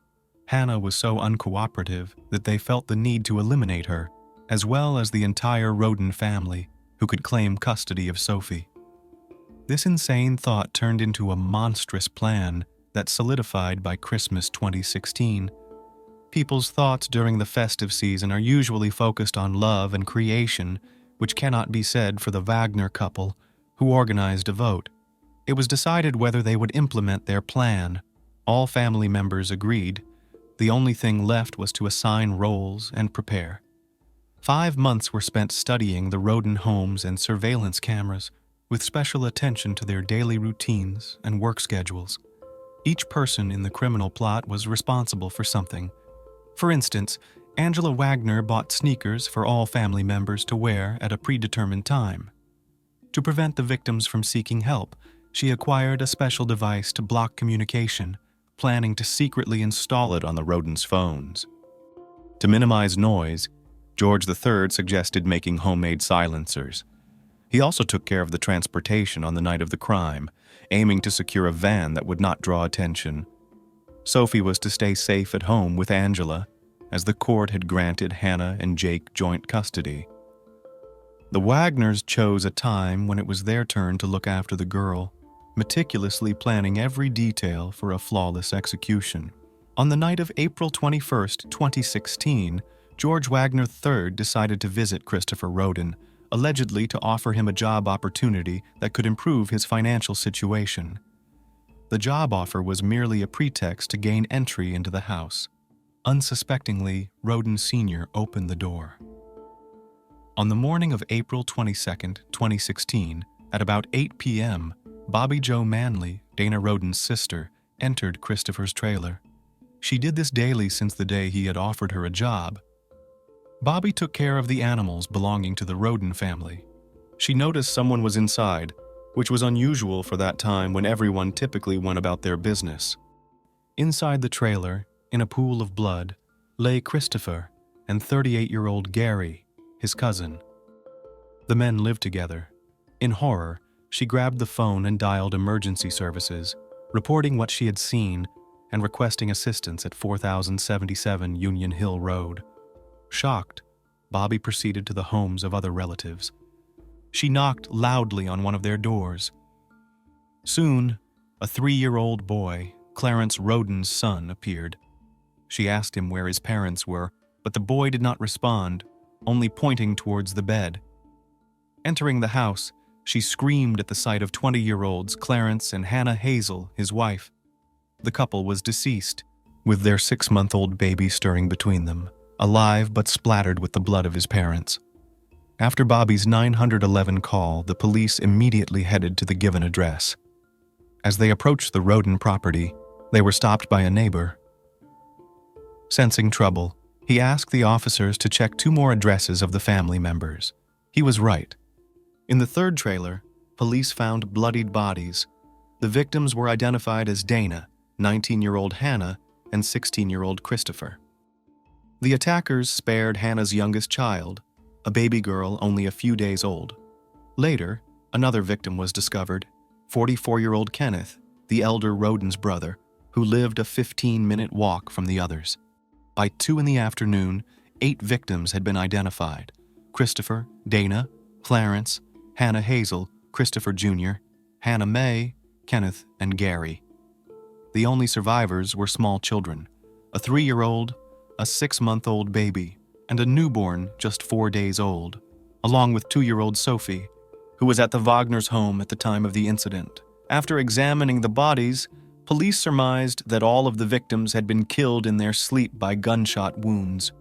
Detectives later pieced together the events of that night. The patriarch of the family was awake when the attackers burst into the house, as evidenced by a wound on his right arm. Christopher attempted to defend himself, but was hit with 9 shots to the head, torso, and limbs. 5 bullets were removed from Dana Rhoden's neck and head. The rest of the family was killed by gunshots to the head. Gary was shot 5 times. Christopher Jr. was shot 4 times. Clarence and his wife Hannah were shot 3 times each, and Hannah May was shot twice. Kenneth was the only one to be shot once. In total, the assailants fired 32 shots, some even posthumously. In addition, bruises were found on some of the bodies, indicating physical abuse. Since no one in the vicinity heard anything, investigators concluded that the perpetrators used silencers, indicating a carefully planned and executed act. It was clear that the victims were not random. Someone wanted revenge on the entire family. During the search, police found 5 Remington shell casings of different types and an unused bullet from a different model of gun. In addition, the scattered nature of the trailers indicated that more than one person had committed the crime. Leonard Manley, Dana's father, claimed, "The criminals knew the Rodens well, or the dogs would have been barking all over the pike." The question of who dared to commit such an act kept police officers busy. The Attorney General's office provided more than $20,000 for the funeral of the Rhoden family. The deceased were interred in several stages. On April 28, 2016, Gary was the first of the victims to be buried in South Shore, Kentucky. He was followed by Hannah Hazel, whose farewell was held on May 1st in the village of Otway, Scioto County, Ohio. The other victims were buried on May 3rd in West Portsmouth, in the same county. Many local residents came to say goodbye to the family and pay their respects. As for the fate of the surviving children, they were placed in the care of relatives. A wave of panic swept through the neighborhood. The police urged the relatives of the Rhodens to take necessary precautions and advised all residents of Pike to stay away from their homes at night. The cold-blooded mass murder outraged residents across the state, who demanded that the results of the investigation be made public and that the perpetrators be apprehended as soon as possible. Cincinnati businessman Jeff Ruby offered $25,000 for information that would help arrest and convict those involved in the murder, but he later declined the reward offer. No less than 100 individuals were part of the investigative task force working on the Rhoden case. Following the funerals as part of the investigation, 3 trailers belonging to the slain family were towed away. The following day, several more vehicles met the same fate. all transported to a secure facility. This was done to preserve evidence and protect the personal belongings of the deceased. After the investigation, the family's cars and farming equipment were planned to be returned to the victims' relatives. Forensic specialists joined the investigation. Trailers were meticulously examined. However, no DNA of the suspects was found in any of them. Cameras had been installed in the mobile homes, but they too provided no information as they had been disabled. Those who planned the crime had thought through every detail meticulously. It seemed there were no significant leads until detectives discovered something. Cannabis crops were found at 3 crime scenes. In one location, there were about 200 plants. Officers believed the cannabis was grown for sale, not personal use, leading to speculation about the involvement of Mexican drug traffickers. However, the amount of cannabis found was too insignificant to suggest an attack by an entire cartel. In January 2017, a close relative of the Rhoden family was arrested for drug trafficking, which was considered a coincidental circumstance. Leonard Manley stated that his daughter had no involvement with the cannabis operations. "They're trying to drag Dana through the mud, and I don't like it," he asserted.